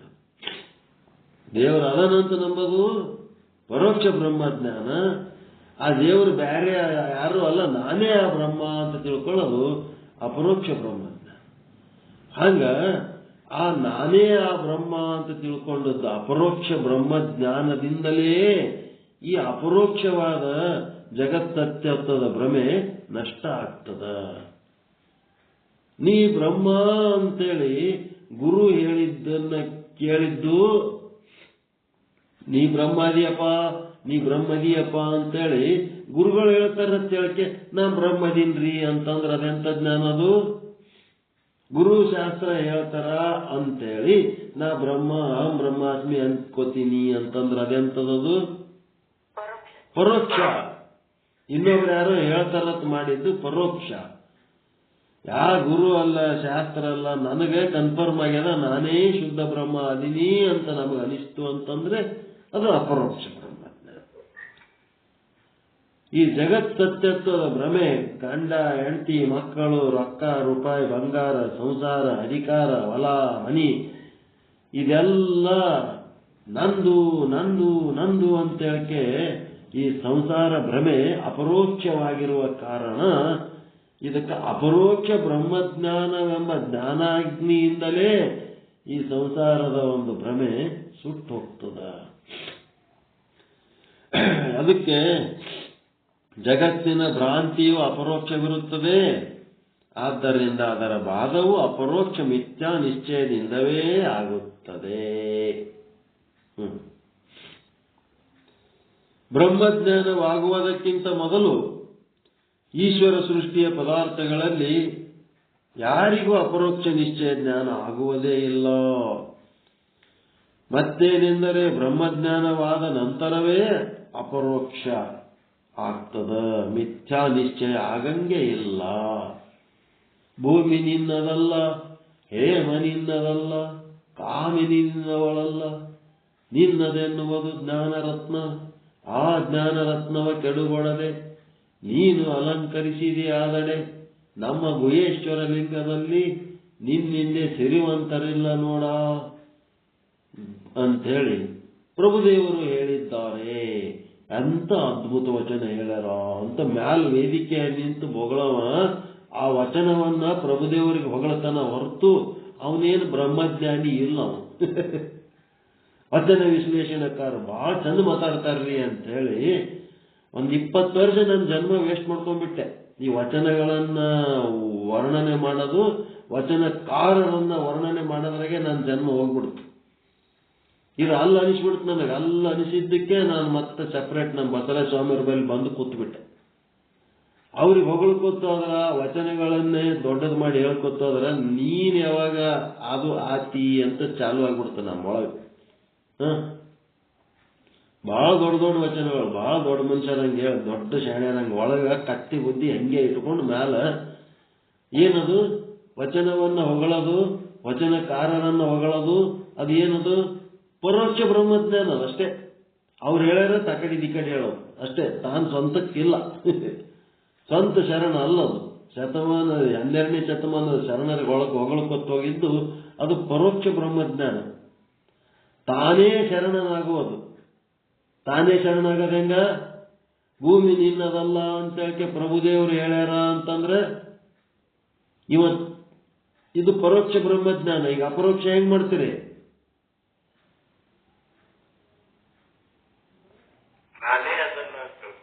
ಈಗ ಒಂದು ವಾಕ್ಯ ಕೊಡ್ತೀನಿ ನಿಮಗ, ಪ್ರಭುದೇವರ ವಚನದ ವಾಕ್ಯ, ಭೂಮಿ ನಿನ್ನದಲ್ಲ ಅಂತ. ಯಾರು ಹೇಳ್ಯಾರ? ಪ್ರಭುದೇವರು ಹೇಳ್ಯಾರ. ಆಯ್ತು, ಪ್ರಭುದೇವರು ಹೇಳ್ಯಾರ ಅಂತೇಳಿ ನೀವು ಭೂಮಿ ನಿನ್ನದಲ್ಲ ಅನ್ನೋ ವಾಕ್ಯ ಹೌದ್ರಿ, ಕರೆಕ್ಟ್ ಅದರಿ. ನಾವು ಸತ್ತರದೇನು ನಮ್ಮ ಸಂಗಟ ಬರಲ್ಲ, ನಾವು ಬದುಕಿರ್ತಾನ ಹಟೇರಿ ಅದು. ಭೂಮಿ ನಮ್ದು ಅಲ್ಲ ಬಿಡ್ರಿ, ನಾವೇನು ಹುಟ್ಟಾಗಿ ಬರಕ್ ತಂದಿಲ್ಲ ಅದು ಅಂತ ಹೇಳಿ ಹಿಂಗೆಲ್ಲ ಮೇಲ್ಮೇಲೆ ಮಾತಾಡಿ ನಾಟಕ ಮಾಡ್ತಾರೆ ಹೊರತು ಪರೋಕ್ಷ ಬ್ರಹ್ಮಜ್ಞಾನದ ಮಾತೆ ಆಡ್ತಾರೆ ಹೊರತು ಈಗ ಅಪರೋಕ್ಷ ಮಾಡ್ಕೋಬೇಕಾದ್ರೆ ಹೆಂಗ್ ಮಾಡ್ತೀರಿ?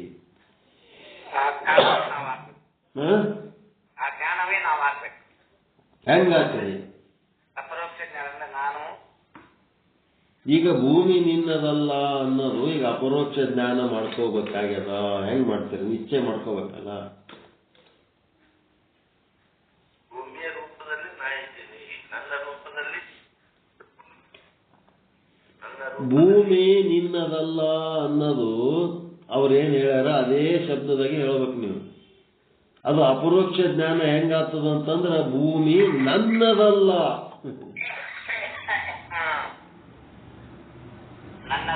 ನನ್ನದಲ್ಲ, ಭೂಮಿ ನನ್ನದಲ್ಲ, ಹೇಮ ನನ್ನದಲ್ಲ, ಕಾಮಿನಿ ನನ್ನವಳಲ್ಲ. ಇದು ಜಗಕ್ಕಿಕ್ಕಿದ ವಿಧಿ. ನನ್ನದಲ್ಲದ ಭೂಮಿ, ಹೇಮ, ಕಾಮಿನಿಗಳ ಜೊತೆಗೆ ಈ ಜಗತ್ತಿನೊಳಗೆ ಬದುಕು ಮಾಡಬೇಕಾದ್ರೆ ಒಂದು ಪದ್ಧತಿ ಅದ, ವಿಧಿ. ಆ ವಿಧಾನದಿಂದ ನಾನೀಗ ಬದುಕಬೇಕಾಗ್ಯದಷ್ಟೇ.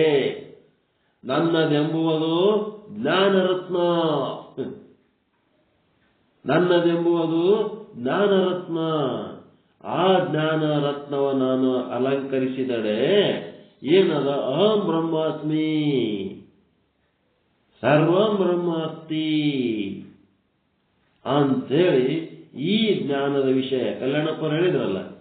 ಆ ಭೂಮಿ ಇದ್ದಂಗೆ ನಾನು, ನನ್ನ ಭೂಮಿ ಅಂತೇಳಿ ಒಂದೇ ವಸ್ತು. ಭೂಮಿನೂ ಆಗ್ಯದ, ನಾನೂ ಆಗಿನಿ, ಹೇಮನೂ ಆಗ್ಯದ, ಕಾಮಿನಿನೂ ಅದೇ ವಸ್ತುವಿನಿಂದ ಆಗ್ಯದ, ಎಲ್ಲಾನು ಅದೇ ಒಂದೇ ವಸ್ತುವಿನಿಂದ ಆಗ್ಯದ ಅಂತೇಳಿ ತಿಳ್ಕೊಳ್ಳೋಂಥದ್ದು ಜ್ಞಾನ.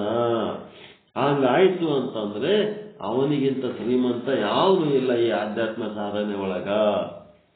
ಭೂಮಿ ನಿನ್ನದಲ್ಲ ಅಂತ ಪ್ರಭುದೇವರು ಹೇಳ್ಯಾರ ಅಂತೇಳಿ ಒಬ್ರಿಗೊಬ್ರು ಹೇಳಿ ಅದನ್ನೇ ವರ್ಣನೆ ಮಾಡೋದು ಪರೋಕ್ಷ ಬ್ರಹ್ಮಜ್ಞಾನ. ಭೂಮಿ ನನ್ನದಲ್ಲ ಎನ್ನುವುದು ಅಪರೋಕ್ಷ ಬ್ರಹ್ಮಜ್ಞಾನ. ಭೂಮಿ ನನ್ನದು ಅನ್ನೋದು ಅಪರೋಕ್ಷ ಭ್ರಮೆ.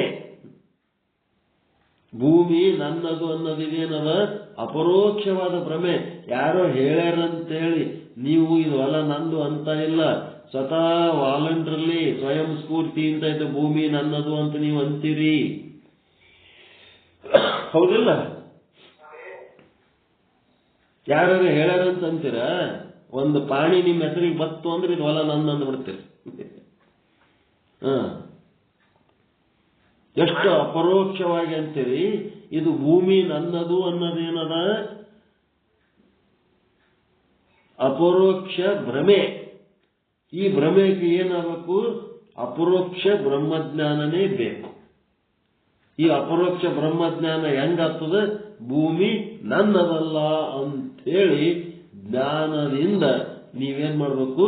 ನಿಶ್ಚಯ ಮಾಡಬೇಕದು, ಡಿಸೈಡ್ ಮಾಡಬೇಕು, ಭೂಮಿ ನನ್ನದಲ್ಲ.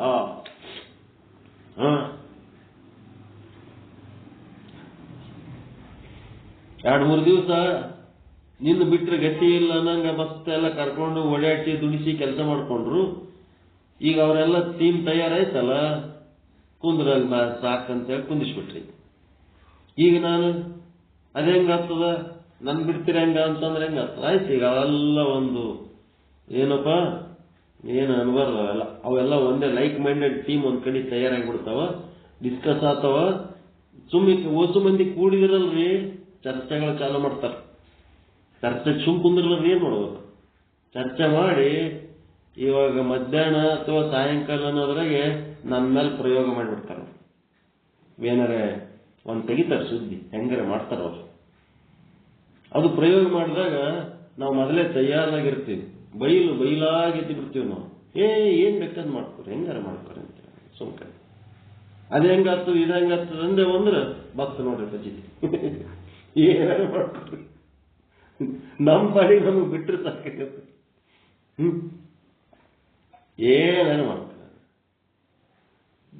ಗೊಬ್ಬರ ಹಾಕಿ, ಗೊಬ್ಬರ ನೀರು ಹಾಕಿ ಬೆಳೆಸರಿ, ಪೆಟ್ರೋಲ್ ಹಾಕಿ ಕಡ್ಡಿ ಕೊರದು ಬೆಂಕಿ ಹಚ್ಚಿರಿ, ನಮ್ಗೇನು ಸಂಬಂಧ ಇಲ್ಲ ಅನ್ನಂಗಿರ್ಬೇಕು ನಾವು. ಅದ್ರಾಗ ಏನಾರ ವ್ಯತ್ಯಾಸ ಮಾಡಿ ಅದ ಹೆಂಗಾಗ್ತದ ಇದು ಹೆಂಗಾಗ್ತದ ಅಂತ ಹೇಳ್ಕೆ ನಾವು ಮಾಡ್ಲಕ್ಕ ಆದೆವು, ಬಂದು ಬಜಿತೇವೆ. ಎಲ್ಲರ ತಲೆಗೆ ಒಂದೊಂದು ಹಿಂಗ್ ಮಾಡ್ಬೇಕು ಹಂಗ್ ಮಾಡ್ಬೇಕಂತ ಇರ್ತದ. ಮಾಡ್ತಾರೆ ಮಾಡಿ ಅದಕ್ಕೆ ಸುಮ್ ಕೊಟ್ಬಿಡೋದು ಅಷ್ಟೇ.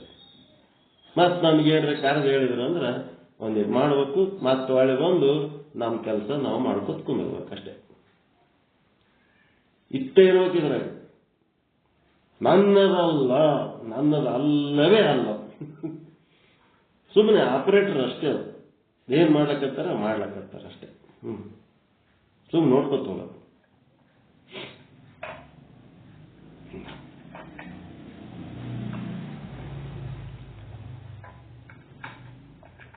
ಬ್ರಹ್ಮಜ್ಞಾನವಾಗುವುದಕ್ಕಿಂತಲೂ ಮೊದಲು ನಾವಿರೋದು ಬರಬರಿ ಅದ ತಪ್ಪದ ರೀ, ಹಿಂಗಿರೋದು.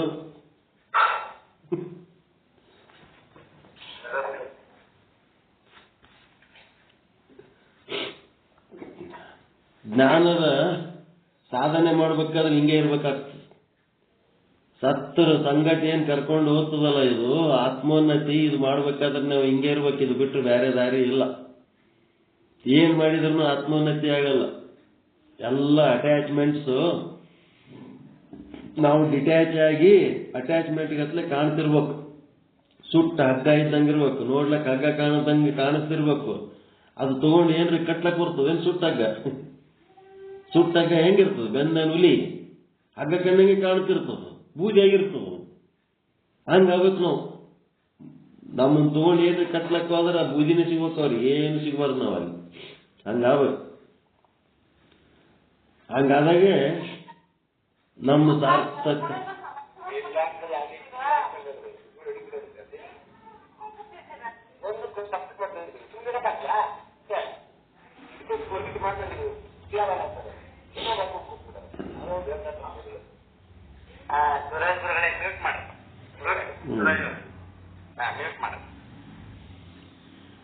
ಬ್ರಹ್ಮಜ್ಞಾನವಾಗುವುದಕ್ಕಿಂತ ಮೊದಲು ಈಶ್ವರ ಸೃಷ್ಟಿಯ ಪದಾರ್ಥಗಳಲ್ಲಿ ಯಾರಿಗೂ ಅಪರೋಕ್ಷ ಮಿಥ್ಯಾ ನಿಶ್ಚಯ ಆಗುವುದೇ ಇಲ್ಲ.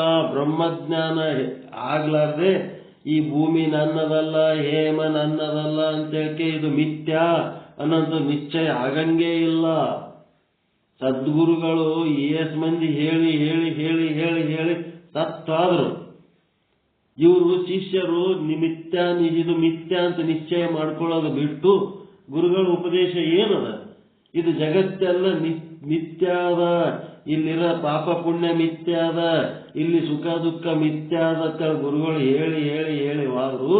ಶಿಷ್ಯರು ಕೇಳಿ ಕೇಳಿ ಕೇಳಿ ಏನ್ ಮಾಡಿದ್ರು, ಇದು ಮಿಥ್ಯಾ ಅಂತ ನಿಶ್ಚಯ ಮಾಡಲೇ ಇಲ್ಲ. ಗುರುಗಳು ಹೇಳಿ ಸತ್ತಾದ್ಮೇಲೆ ಗುರುಗಳು ಸತ್ತಾರ ಅಂತೇಳಿ ಎಲ್ಲಾ ಶಿಷ್ಯರು ಕೂಡಿ ಬಂದು ಕೆದರಿ ತೆಗ್ನಾಗ ಈಗುತ್ತಿ ಉಪ್ಪ ಮಣ್ಣ ಸುಡುಗಾಡೆಲ್ಲ ತುಂಬಿ ಗುರುಗಳ ಹೆಣ ಮಣ್ಣು ಮಾಡಿ ಮ್ಯಾಲೊಂದು ಸಮಾಧಿ ಕಟ್ಟಿ ಅದಕ್ಕೆ ರುದ್ರಾಭಿಷೇಕ ಮಾಡ್ಲಕ್ಕತ್ರೆ ಹೊರತು ಮಿಥ್ಯಾ ಅಂತ ನಿಶ್ಚಯ ಮಾಡಲೇ ಇಲ್ಲ. ಲೈನ್ ಹಚ್ಚಿ ಅದೇನೋ ರಂಭಾಪುರಿ ಪೀಠದೊಳಗ ಮೊದಲಿನ ಜಗದ್ಗುರುಗಳದ್ದು ಸಮಾಧಿಗಳಂತೇಳಿ ನಮ್ಮ ಭಾಬ್ರಿ ಚಂದ್ರಕಾಂತ್ ಗುರುಗಳು ಅದನ್ನು ತೋರಿಸಿದ್ರು ವಿಡಿಯೋದಾಗ. ನೀವು ನೋಡಿರ್ಬೇಕು. ಹಾಕ್ಯಾರೋ ಇಲ್ಲ, ನನಗೊಬ್ಬನಿಗೆ ಹಾಕ್ಯಾರೋ, ನನಗೆ ಹಾಕಿದ್ದು. ಮತ್ತ ಅಷ್ಟು ಮಂದಿ ಜಗದ್ಗುರುಗಳು ಸತ್ವಾದ್ರೂ ಒಬ್ಬವರೇ ಮಿಥ್ಯ ನಿಶ್ಚಯ ಮಾಡಿದವಿಲ್ಲಲ್ಲ ಇಲ್ಲಿ. ಏನ್ ಮಂದಿ ಹೇಳಿ ಹೇಳಿ ಸತ್ತೋಗಿರೋ ಯಪ್ಪ ಅಂತದ ನೋಡಿದ್ರು. ಅದು ಮಿಥ್ಯ ನಿಶ್ಚಯ ಮಾಡಲೇ ಇಲ್ಲ, ಹಂಗೇ ಜೀವನ ನಡೆದವಲ್ಲ. ಅದಕ್ಕಿದು ಬ್ರಹ್ಮಜ್ಞಾನ ಆದ್ರೇನೆ ಮಿಥ್ಯ ನಿಶ್ಚಯ ಆಗ್ತದೆ. ಬ್ರಹ್ಮಜ್ಞಾನ ಹೆಂಗಾಗಬೇಕಂದ್ರ ಭೂಮಿ ನನ್ನದಲ್ಲ, ಹೇಮ ನನ್ನದಲ್ಲ, ಕಾಮಿನಿ ನನ್ನವಳಲ್ಲ. ಇದು ಜಸ್ಟ್ ಜಗಕ್ಕಿಕ್ಕಿದ ವಿಧಿ, ಒಂದು ಮೆಥಡ್ ಅಪ್ಪ ಇದು ಜೀವನ ಮಾಡಕ್ಕ ಅಷ್ಟೇ ಹೊರತು ಇದ್ರೊಳಗೆ ನಾನು ನನ್ನದು ಅನ್ನೋದು ಅಜ್ಞಾನ ಆಗ್ತದೆ. ಇದ್ರೊಳಗೆ ಅಭಿಮಾನ ಪಡೋದು ಬೇಡ. ನನ್ನದೆನ್ನುವುದು ಜ್ಞಾನ ರತ್ನ. ಅಂದ್ರೆ ಇದು ನನ್ನದಲ್ಲ, ನಾನು ಶುದ್ಧ ಬ್ರಹ್ಮ ಅದೀನಿ. ಇದಕ್ಕೆ ಜೊತೆಗೆ ನನಗೆ ಯಾವ ಅಂಟು ನಂಟುಗಳು ಇಟ್ಕೊಂಡ್ರೆ ಅದೆಲ್ಲ ಅಜ್ಞಾನ ಅಂತ ನಿಂಗೆ ತಿಳ್ಕೊಳ್ಳೋದು. ಅದಕ್ಕೆ ಅದರಿಂದ ಮೋಕ್ಷ ಆಗ್ತದನಂತದ್ದು ಹೇಳಿ, ಈ ಪ್ರಪಂಚ ಮಿಥ್ಯ ಸುಳ್ಳು ಅಂತ ಬ್ರಹ್ಮಜ್ಞಾನವಾದ ನಂತರವೇ ಆಗುತ್ತದೆ. ಅದು ಎಂಥದ್ದು? ಅಪರೋಕ್ಷ ಆಗಬೇಕು, ಸದೃಢ ಆಗಬೇಕು. ಆದ್ದರಿಂದ ಮೂಲ ಅವಿದ್ಯೆಯ ಕಾರ್ಯವಾದ ಯಾವ ಪದಾರ್ಥಗಳು ಜಾಗೃತ ಪದಾರ್ಥಗಳು ಈಶ್ವರ ಸೃಷ್ಟಿಯಾಗಿದ್ದು ಅವೆಲ್ಲ ವ್ಯಾವಹಾರಿಕ ಸತ್ತ ಆಗಿರುತ್ತವೆ. ಮೂಲ ಅವಿದ್ಯೆಯ ಕಾರ್ಯ ಅಂದ್ರೆ ಈಶ್ವರ ಸೃಷ್ಟಿ ಅಂದ್ರೆ ಅದೆಲ್ಲ ವ್ಯಾವಹಾರಿಕ ಸತ್ಯ. ಈ ಜಾಗೃತ ಅವಸ್ಥೆ ಒಳಗಿರುವಂತ ನಿಮ್ಮ ವ್ಯವಹಾರಗಳು ಏನದವ ಅವೆಲ್ಲ ಏನದವ ಮೂಲ ಅವಿದ್ಯೆಯ ಕಾರ್ಯಗಳು. ಅವು ಈಶ್ವರ ಸೃಷ್ಟಿಗಳು, ಅವಕ್ಕ ವ್ಯಾವಹಾರಿಕ ಸತ್ಯ ಅನ್ನುತ್ತಾರೆ.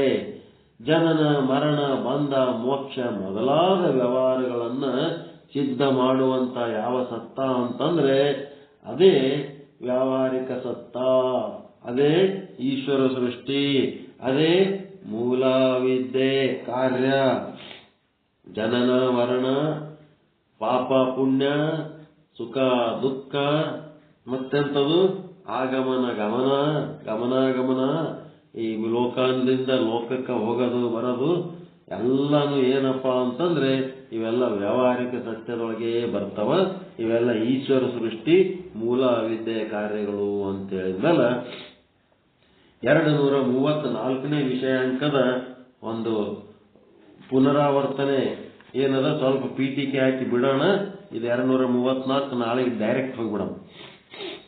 ನಿಮಗ ಪರೋಕ್ಷ ಅಪರೋಕ್ಷ ಜ್ಞಾನ ಮತ್ತು ಪರೋಕ್ಷ ಅಪರೋಕ್ಷ ಭ್ರಾಂತಿ ಬಗ್ಗೆ ಇವತ್ತು ಹೇಳಬೇಕಾಗಿತ್ತು. ನಾನೇನು ಟಾರ್ಗೆಟ್ ಇಟ್ಕೊಂಡೆ ಅಷ್ಟು ಹೇಳಿನಿ. ನಿಮಗೆ ತಿಳಿದಿದ್ದಿಲ್ಲ ಅಂದ್ರೆ ಮತ್ತೆ ಕೇಳ್ರಿ. ನಿಮ್ಮ ಅಪರೋಕ್ಷವಾದ ಭ್ರಾಂತಿಗೆ ಅಪರೋಕ್ಷ ಜ್ಞಾನನೇ ಬೇಕು. ಅಪರೋಕ್ಷ ಜ್ಞಾನ ಅಂದ್ರೇನು, ಪರೋಕ್ಷ ಜ್ಞಾನ ಅಂದ್ರೇನು, ಅಪರೋಕ್ಷ ಭ್ರಾಂತಿ ಅಂದ್ರೇನು, ಪರೋಕ್ಷ ಭ್ರಾಂತಿ ಅಂದ್ರೇನು ಅಂದ್ರೆ ಈ ಹೊಲ ನಿಂದು ಅಂತೇಳಿ ಯಾರೋ ಹೇಳ್ಯಾರತ್ತ ನಂಬಿನಿ ಅಂದ್ರೆ ಅದು ಪರೋಕ್ಷ ಭ್ರಾಂತಿ. ಹೊಲ ನಂದು ಅಂತೇಳಿ ಯಾರು ಹೇಳ್ಬೇಕಾಗಿಲ್ಲ, ನನ್ನ ಹೊಲ ನಂದು ಅಂತ ತಿಳ್ಕೊಳಕ್ ಏನು ಅಂದ್ರೆ ಅದು ಅಪರೋಕ್ಷ ಭ್ರಾಂತಿ. ಮತ್ತ ಈ ಹೊಲ ನಿಂದ ಅಲ್ಲ ಅಂತೇಳಿ ಯಾರೋ ಹೇಳ್ಯಾರ ಪ್ರಭುದೇವರಂತೇಳಿ ನಂಬೋದು ಅದು ಪರೋಕ್ಷವಾದಂತ ಒಂದು ಜ್ಞಾನ. ಈ ಹೊಲ ನನ್ನದಲ್ಲ ಅಂತೇಳಿ ನೀವೇ ಸ್ವತಃ ಅರ್ಥ ಮಾಡ್ಕೊಂಡ್ರಿ ಅಂತಂದ್ರೆ ಅದು ಅಪರೋಕ್ಷ ಬ್ರಹ್ಮಜ್ಞಾನ. ಹೌದಲ್ರಿ? ಪರೋಕ್ಷ ಬ್ರಹ್ಮಜ್ಞಾನ ಅಂದ್ರೇನು?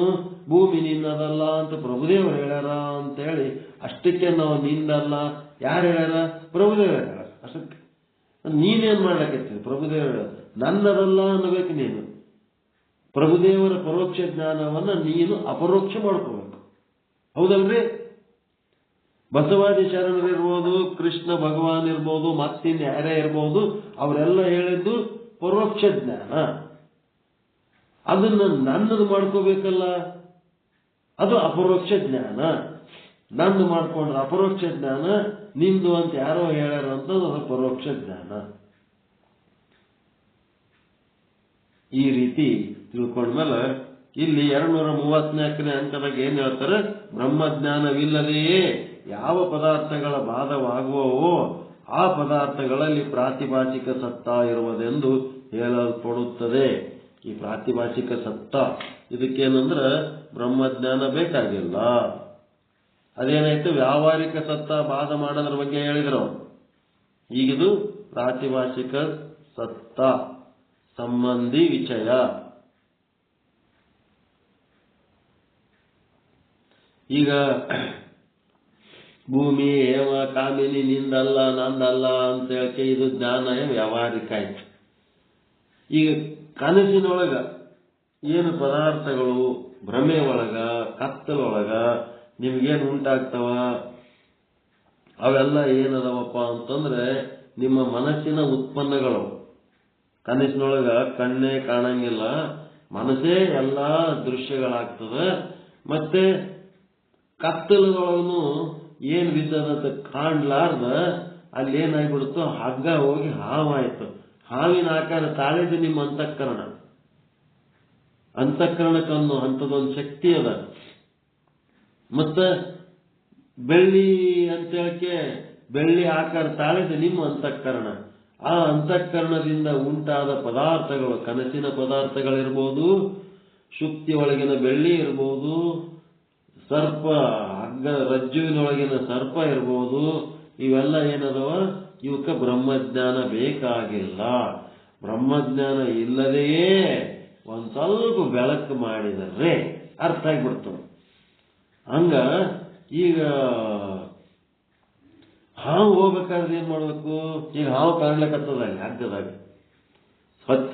ಮಬ್ಬುಗತ್ತಲೆ, ಪೂರ್ತಿ ಕತ್ತಲಲ್ಲ, ಪೂರ್ತಿ ಬೆಳಕಲ್ಲ. ಅಲ್ಲಿ ಏನೋ ಆದಂತ ಕಾಣ್ಲಿಕ್ಕತ್ತದ ಅಂತಂದ್ರ ಸ್ವಲ್ಪ ಬೆಳಕು ಆದಂತ ಕಾಣ್ಲಿಕ್ಕತ್ತದ. ಮತ್ ಏನದಂತ ಕಾಣ್ತಾ ಇಲ್ಲ ಸ್ಪಷ್ಟವಾಗಿ ಅಂತಂದ್ರ ಅಲ್ಲಿ ಕತ್ತಲೇನು ಇದ್ದದ್ದಕ್ಕೆ ಕಾಣ್ತಾ ಇಲ್ಲ. ಆ ಮಂದಗತ್ತಲೆ ಒಳಗ ನಮ್ಗ ಅಲ್ಲಿ ಒಂದು ಏನೋ ಆದ ಅನಿಸಿದ್ದು ಅದು ಉದ್ದಕ ಗುಂಡಕ ಬಿದ್ದದಂತಂದ್ರ ಅದು ಹಾವು ಅಂತ ನಮಗ ಅನಿಸಿಬಿಟ್ಟದ. ಈಗ ಈ ಹಾವಿನ ನಿವೃತ್ತಿಗೆ ಬ್ರಹ್ಮಜ್ಞಾನ ಬೇಕೇನ್ರಿ? ಹಾವಿನ ನಿವೃತ್ತಿಗೆ, ಸರ್ಪದ ನಿವೃತ್ತಿಗೆ ಏನ್ ಬೇಕು? ಬೆಳಕು ಮಾಡ್ಕೋಬೇಕಷ್ಟೇ. ಸರ್ಪದ ನಿವೃತ್ತಿಗೆ ಬೆಳಕು ಮಾಡ್ಕೋಬೇಕು, ಮತ್ತೆ ಬೆಳ್ಳಿಯ ನಿವೃತ್ತಿಗೆ ಬೆಳಕು ಮಾಡ್ಕೋಬೇಕು. ಕನಸಿನೊಳಗಿನ ಪದಾರ್ಥಗಳ ನಿವೃತ್ತಿಗೆ ಬೆಳಕು ಮಾಡ್ಕೋಬೇಕಂದ್ರೆ ಎಚ್ಚರ ಆಗ್ಬೇಕು. ಇಷ್ಟೇ ಆಗ್ಬೇಕಾಗಿತ್ತು. ಇಲ್ಲೇನು ಬ್ರಹ್ಮಜ್ಞಾನ ಬೇಕಾಗಿಲ್ಲ. ಆದ್ರೆ ಹಗ್ಗದ ನಿವೃತ್ತಿ ಆಗ್ಬೇಕಾದ್ರೆ, ಮತ್ತೆ ಶುಕ್ತಿ ನಿವೃತ್ತಿ ಆಗ್ಬೇಕಾದ್ರೆ ಪೃಥ್ವಿ ಬೇಕಾಗ್ತದೆ. ಪೃಥ್ವಿ ಇಲ್ಲ ಅಂತಂದ್ರೆ ಹಗ್ಗ ಶುಕ್ತಿಗಳು ಇರಂಗಿಲ್ಲ. ಅವೆಲ್ಲ ಪೃಥ್ವಿಲಿಂದ ಆಗ್ಯಾವ ಅಂತ ಹೇಳ್ಬೇಕಾಗ್ತದೆ. ಮತ್ತೆ ಪೃಥ್ವಿ ನಿವೃತ್ತಿ ಆಗ್ಲಕ್ಕ ಜಲ ಬೇಕು, ಜಲದ ನಿವೃತ್ತಿ ಆಗ್ಲಕ್ಕ ಅಗ್ನಿ ಬೇಕು, ಅಗ್ನಿ ನಿವೃತ್ತಿ ಆಗ್ಲಕ್ಕ ವಾಯು ಬೇಕು, ವಾಯು ನಿವೃತ್ತಿ ಆಗ್ಲಕ್ಕ ಆಕಾಶ ಬೇಕು, ಆಕಾಶ ನಿವೃತ್ತಿ ಆಗ್ಬೇಕಾದ್ರೆ ಮಾಯ ಬೇಕು, ಮಾಯ ನಿವೃತ್ತಿ ಆಗ್ಬೇಕಾದ್ರೆ ಬ್ರಹ್ಮ ಬೇಕು. ಅಲ್ಲಿ ಬ್ರಹ್ಮ ಅದನ್ನಂತ ಹೇಳಿಕೆ ಇಷ್ಟೊಂದು ಮಾಯಾಮುಖೇನ ಏನಾಗ್ಲಕ್ಕತ್ತದ? ಪಂಚಮಹಾಭೂತಗಳು ಈ ಪ್ರಪಂಚದ ಆಕಾರ ತಾಳೆ ನಿಂತಾವ. ಅಂದ್ರೇನು? ಶುಕ್ತಿ ಮತ್ತು ಸರ್ಪ ಮತ್ತು ನಿಮ್ಮ ಈ ಜಾಗೃತ ಅವಸ್ಥೆ ಒಳಗಿನ ಎಲ್ಲಾ ವ್ಯಾವಹಾರಿಕ ಪದಾರ್ಥಗಳೇನದವ ಅವೆಲ್ಲ ವ್ಯಾವಹಾರಿಕ ಸತ್ಯ. ಆದ್ರೆ ಅದನ್ನು ನೋಡಿ ತಿಳ್ಕೊಳ್ಳೋದ್ರಾಗ ನೀವು ಹೆಚ್ಚು ಕಡಿಮೆ ತಿಳ್ಕೊಂಡಿರಲ್ಲ, ಅದು ಏನು? ಪ್ರಾತಿಭಾಸಿಕ ಸತ್ಯ. ಈಗ ನನಗೊಬ್ಬ ಚಲೋ ಮನುಷ್ಯ ಅಂತ ನೀವು ತಿಳ್ಕೊಂಡ್ರಿ, ನಾನೇನು ವ್ಯಾವಹಾರಿಕ ಸತ್ಯ ಹೌದಾ? ಅಲ್ಲ. ನನ್ನ ಬಗ್ಗೆ ನಿಮಗ ಒಂದು ವ್ಯವಹಾರಿಕ ಸತ್ಯ ಆದಲ್ಲಿ ಇವನು ಒಬ್ಬ ಮನುಷ್ಯ ಅದನ್ನ ನಮ್ಮಂಗೆ ಅಂತ.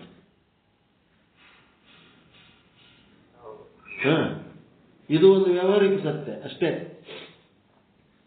ಈ ವ್ಯವಹಾರಿಕ ಸತ್ಯ ಅಂದ್ಮೇಲೆ ಈ ಮನುಷ್ಯ ಎಲ್ಲಿಂದ ಬಂದ ಹೆಂಗ್ ಬಂದ ಅಂತಂದ್ರೆ ಬ್ರಹ್ಮ ಅಲ್ಲಿ ಅದನಂತೇಳಿ ಇಲ್ಲೊಬ್ಬ ಮನುಷ್ಯ ಅದನ. ಅಲ್ಲಿ ಬ್ರಹ್ಮನೇ ಇಲ್ಲ ಅಂದ್ರೆ ಇಲ್ಲಿ ಪಂಚಭೂತಗಳು ಇಲ್ಲ, ಇಲ್ಲೊಬ್ಬ ಮನುಷ್ಯ ಇಲ್ಲ. ಆ ಬ್ರಹ್ಮನೇ ಒಬ್ಬ ವ್ಯಕ್ತಿಯ ರೂಪದಲ್ಲಿ ಗೋಚರಿಸ್ತಾ ಇದ್ದಾನೆ. ಇದು ಬ್ರಹ್ಮಜ್ಞಾನ. ಆ ವ್ಯಕ್ತಿಯನ್ನು ನಾವೇನ್ ಮಾಡ್ಬೇಕು? ವ್ಯಕ್ತಿ ಅಂತ ನೋಡದೆ ಬ್ರಹ್ಮ ಅಂತ ನೋಡಬೇಕು. ಆಭರಣವನ್ನ ಆಭರಣ ಅಂತ ನೋಡದೆ ಬಂಗಾರ ಅಂತ ನೋಡಬೇಕು. ಅದು ಬ್ರಹ್ಮಜ್ಞಾನ. ಬಂಗಾರ ಅಂತ ನೋಡೋದು ಬ್ರಹ್ಮಜ್ಞಾನ, ಆಭರಣ ಅಂತ ನೋಡೋದು ಬ್ರಹ್ಮಜ್ಞಾನ. ಒಬ್ಬ ವ್ಯಕ್ತಿಯ ನಾಮರೂಪಗಳನ್ನು ನೋಡೋದು ಬ್ರಹ್ಮಜ್ಞಾನ, ಅದನ್ನ ಬ್ರಹ್ಮ ಅಂತ ನೋಡೋದು ಬ್ರಹ್ಮಜ್ಞಾನ. ಇಷ್ಟು ಚಂದದ ಬ್ರಹ್ಮಜ್ಞಾನ ಬ್ರಹ್ಮಜ್ಞಾನ. ಈಗೇನಾಯ್ತು? ನನ್ನ ಬಗ್ಗೆ ನಿಮಗ ಇವ ಚಲೋ ಮನುಷ್ಯ ಅಂತ ಒಂದು ಅಭಿಪ್ರಾಯ, ಮತ್ತೊಬ್ಬನ ಮನಸ್ಸಿನೊಳಗ ಇವನೊಬ್ಬ ಬ್ರಹ್ಮ ರಾಕ್ಷಸ ಅದನ ಅಂತ ಒಬ್ಬವೇನಂತಾನ ಶುದ್ಧ ಬ್ರಹ್ಮ ಅದನ ಅಂತ ಒಬ್ಬ ಅಂತ, ಇನ್ನೊಬ್ಬವೇನಂತಾನ ಬ್ರಹ್ಮ ರಾಕ್ಷಸ ಅದನ ಅಂತ. ಏನ್ ಮಾಡ್ಬೇಕೀಗ? ಇದೆ ಅಂತದ್ದು ಯಾಕೆ ಹಿಂಗಾಯ್ತು? ಒಂದು ಚಲೋ ಅಭಿಪ್ರಾಯ ಯಾಕೆ ಬಂತು, ಒಂದು ಕೆಟ್ಟ ಅಭಿಪ್ರಾಯ ಯಾಕೆ ಬಂತು? ವಸ್ತು ಒಂದೇ ಅದ. ಬುದ್ಧಿ ಕೆಲಸ, ಬುದ್ಧಿಯ ವಿಲಾಸ. ತನ್ನಿಂದ ಭಿನ್ನವಾಗಿ ನೋಡಿದ್ದಕ್ಕೆ ಅಲ್ಲ ಇದೆಲ್ಲ ಸಮಸ್ಯೆ. ಅನುಕೂಲ ಪ್ರತಿಕೂಲ, ರಾಗ ದ್ವೇಷ. ನನ್ನಂಗೆ ಅವನು ಒಬ್ಬ ಮನುಷ್ಯ ಅಂತ ತಿಳ್ಕೊಂಡ್ಬಿಟ್ರೆ ಬ್ರಹ್ಮಜ್ಞಾನ. ನನ್ನೊಳಗಿದ್ದಂಗೆ ಅವನ ಬಲ್ಲಿ ಒಂದಿಷ್ಟು ಗುಣಗಳು ಅವಗುಣಗಳದವ, ನನ್ನ ಬಲ್ಲಿ ಇದ್ದಂಗೆ ಅವನಿಗೂ ಒಂದಿಷ್ಟು ಸ್ವಭಾವಗಳದವ ಅಂತೇಳಿ ತಿಳ್ಕೊಂಡ್ಬಿಟ್ರೆ ಇದು ಬ್ರಹ್ಮಜ್ಞಾನ. ಇದನ್ ಬಿಟ್ಟು ಅವ ಅಂಥವದನ ಇಂಥವದನ್ನ ಅಂತೇಳಿ ಒಬ್ಬನಿಗೆ ಮೆರವಣಿಗೆ ಮಾಡ್ಲಕ್ಕೆ ಹೋಗೋದು, ಒಂದ್ಸಾರಿ ಕೆಳಗೆ ಹಾಕಿ ತುಳಿಲಕ್ಕೆ ಹೋಗೋದು, ಇದು ಬುದ್ಧಿಯ ವಿಲಾಸ. ಇದನ್ನು ಕಳ್ಕೋಬೇಕಂತಂದ್ರೆ ಬ್ರಹ್ಮಜ್ಞಾನ ಬೇಕಾಗಿಲ್ಲ. ಬ್ರಹ್ಮಜ್ಞಾನ ಇಲ್ಲದೆಯೇ ಈ ಒಳ್ಳೆಯವನದು ನೀವೇನು ತಲೆಗೆ ಇಟ್ಕೊಂಡಿರಲ್ಲ. ನಾನೇನೋ ಒಂದು ಲಪಡ ಮಾಡಿ ಪೊಲೀಸರು ಕರ್ಕೊಂಡೋಗಿ ಪೊಲೀಸ್ ಸ್ಟೇಷನ್ದಾಗ ಕುಂದಿರ್ಸ್ಬಿಟ್ರ ಅಂತ ತಿಳ್ಕೊರಿ. ಅದಕ್ಕೇನು ಬ್ರಹ್ಮಜ್ಞಾನ ಬೇಕೇನು ಒಳ್ಳೆಯದ ಅಭಿಪ್ರಾಯ ಕಳ್ಕೊಳಕ್? ಕೆಟ್ಟವ ಅಂತ ನಿಮ್ಮಲ್ಲಿ ಒಂದು ಅಭಿಪ್ರಾಯ ಅದ. ನನಗೆ ಎಲ್ಲರೂ ಹಿಡಿದು ಪಾದ ಪೂಜೆ ಮಾಡೋ ಟೈಮ್ನೊಳಗ ನಿಮ್ಮ ಅಭಿಪ್ರಾಯ ವ್ಯತ್ಯಾಸ ಆಗ್ತದ ಇಲ್ಲ? ಕೆಟ್ಟವನ ಅಭಿಪ್ರಾಯ ಕೆಟ್ಟವಿದ್ರೆ ಅವನು ಪೂಜೆ ಯಾಕೆ ಮಾಡ್ತಾರ? ಇವು ಆಗ್ಬೇಕಾದ್ರೆ ಬ್ರಹ್ಮಜ್ಞಾನ ಬೇಕೇನು? ಬ್ರಹ್ಮಜ್ಞಾನ ಇಲ್ಲದೆಯೇ ನಮ್ಮ ಅಭಿಪ್ರಾಯಗಳು ನಷ್ಟ ಆಗ್ತಾವಲ್ಲ, ಅವಕ್ಕೇನಂತಾರೆ ವೈಯಕ್ತಿಕ ಅಭಿಪ್ರಾಯಗಳು. ನಮಗಾದ ಅನುಭವ, ನಮಗಾದ ಒಂದು ಆ ಒಂದು ಸುಖ ದುಃಖಗಳು ಎಲ್ಲರಿಗೂ ಅವು ಆಗೇಬೇಕಂತೇನಿಲ್ಲ. ಒಂದು ವಸ್ತು ಒಂದು ವ್ಯಕ್ತಿಯಲ್ಲಿಂದ ನಮಗೆ ಸುಖ ಆಗಿರ್ಬೋದು, ಇನ್ನೊಬ್ಬರಿಗೆ ದುಃಖ ಆಗಿರ್ಬೋದು.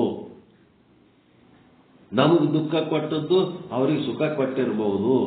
ನಮ್ಮೊಳಗ ಆ ಒಂದು ಸಂದರ್ಭಕ್ಕೆ ತಕ್ಕಂತೆ ನಾವೇ ಒಂದು ಅಭಿಪ್ರಾಯ ಏನ್ ತಾಳ್ತೀವಿ, ಅದೇನದ ಪ್ರಾತಿಭಾಷಿಕ ಸತ್ಯ.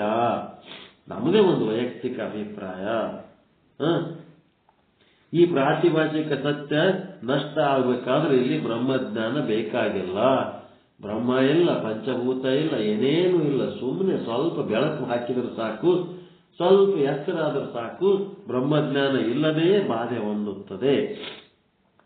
ಬ್ರಹ್ಮಜ್ಞಾನವಿಲ್ಲದೆಯೇ ಯಾವ ಪದಾರ್ಥಗಳು ಬಾಧೆ ಹೊಂದುವವೋ ಆ ಪದಾರ್ಥಗಳಲ್ಲಿ ಪ್ರಾತಿಭಾಷಿಕ ಸತ್ತ ಇರುವುದೆಂದು ಹೇಳಲ್ಪಡುತ್ತದೆ.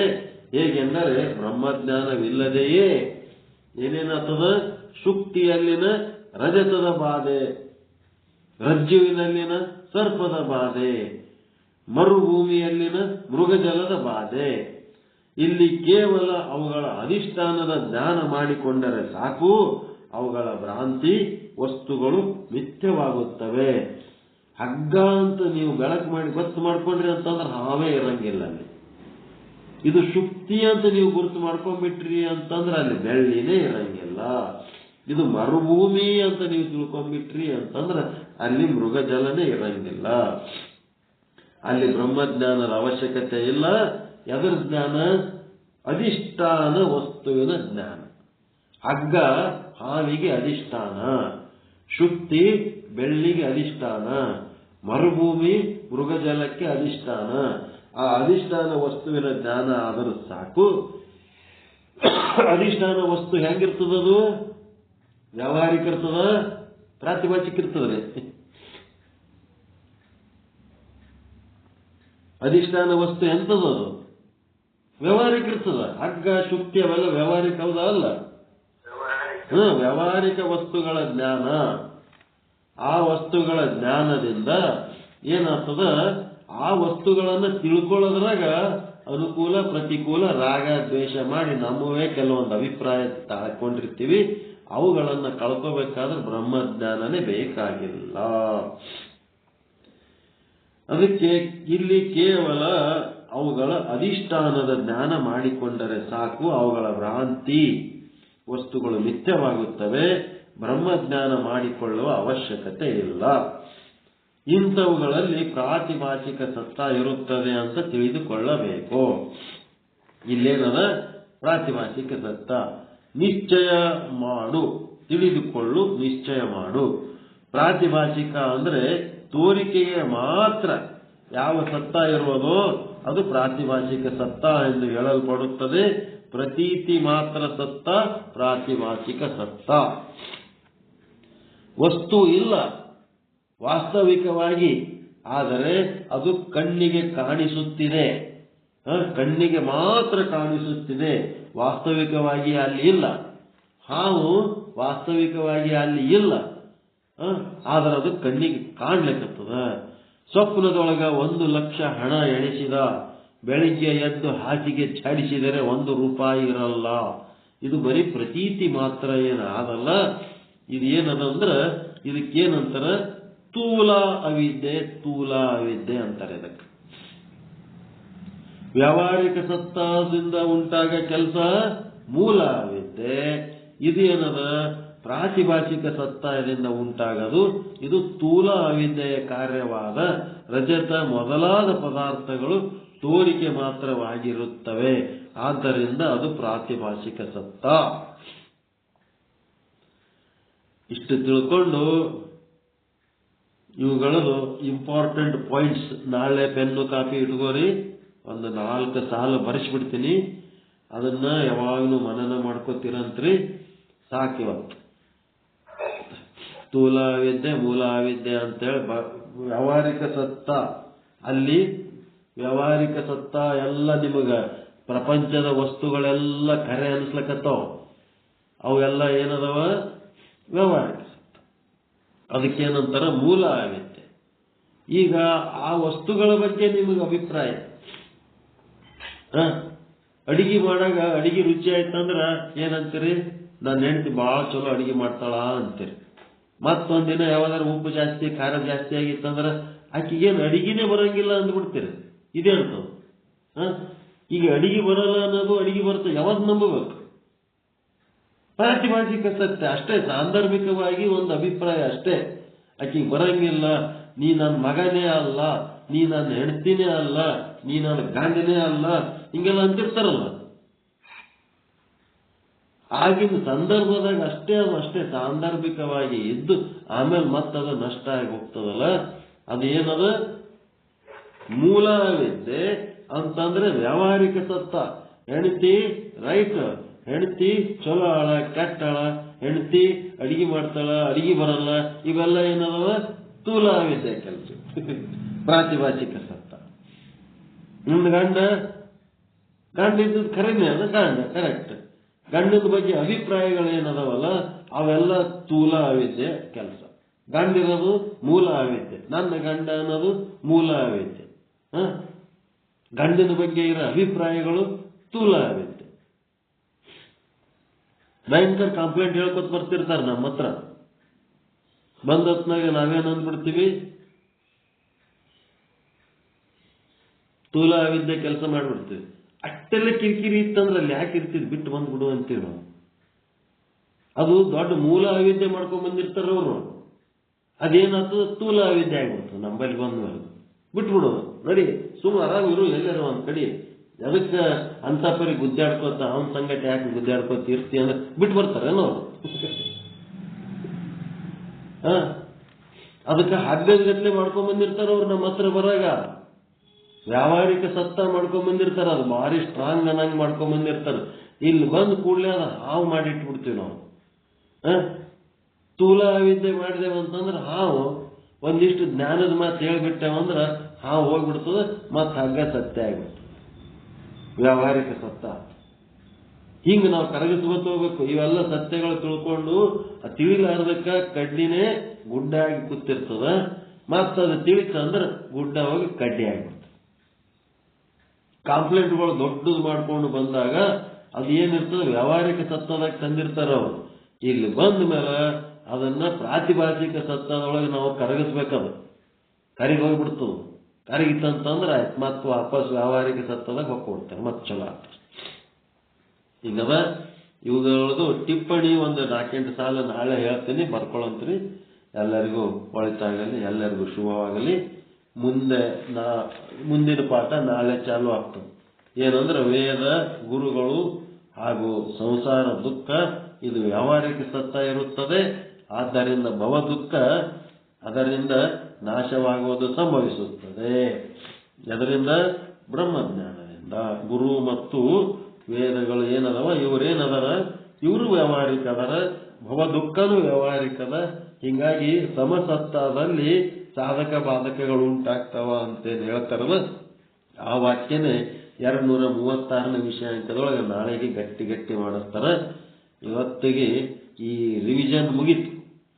ರಿವಿಷನ್ನೇ ಅದ್ಭುತ ಅದ. ಇದ್ರೊಳಗೆ ಪಾಠದಕ್ಕಿಂತ ರಿವಿಷನ್ ಭಾರಿ ಅದ. ಇದನ್ನು ಒಂದಿಷ್ಟು ಟಿಪ್ಪಣಿ ನಾಳೆಗೆ ಬರ್ಕೊಳಕತ್ರಿ. ಎಲ್ಲರಿಗೂ ಒಳಿತಾಗಲಿ, ಎಲ್ಲರಿಗೂ ಶುಭವಾಗಲಿ. ಪರಮಾನಂದ ಪ್ರಾಪ್ತಿ ಭವ, ಸರ್ವ ದುಃಖ ನಿವೃತ್ತಿ ಭವ, ಇಷ್ಟಾರ್ಥ ಸಿದ್ಧಿರಸ್ತು. ಯಶಸ್ವಿ ಭವ, ಯಶಸ್ವಿ ಭವ. ಜಯ ಶುದ್ಧ ಬ್ರಹ್ಮ, ಜಯ ಜಯ ಶುದ್ಧ ಬ್ರಹ್ಮ. ಓಂ ಶಾಂತಿ ಶಾಂತಿ ಶಾಂತಿ. ಎಲ್ಲರಿಗೂ ಶರಣಾರ್ಥಿ. ಟೈಮ್ ಭಾಳ ಆಗ್ಯದ, ಏನ್ ಮಾಡಬೇಕು? ಓಂ ಪೂರ್ಣಮದ ಪೂರ್ಣಮಿದಂ ಪೂರ್ಣಾತ್ ಪೂರ್ಣಮುದಚ್ಯತೆ ಪೂರ್ಣಸ್ಯ ಪೂರ್ಣಮಾದಾಯ ಪೂರ್ಣಮೇವಾವಶಿಷ್ಯತೆ. ಓಂ ಶಾಂತಿ ಶಾಂತಿ ಶಾಂತಿ. ಎಲ್ಲರಿಗೂ ಶರಣಾರ್ಥಿ. ಟೈಮ್ ಭಾಳ ಆಗ್ಯದ, ಎಲ್ಲರೂ ಶರಣಾರ್ಥಿ ಹೇಳಿ ಲೆಫ್ಟ್ ಆಗಿಬಿಡ. ಭಾಳ ಟೈಮ್ ಆಗ್ಯದ ಎಲ್ಲರಿಗೂ. ಎಲ್ಲ ಶುದ್ಧ ಬ್ರಹ್ಮರಿಗೂ ಶರಣ. ಶಿವ ಎಲ್ಲ ಶುದ್ಧ ಬ್ರಹ್ಮರಿಗೂ ಶರಣ.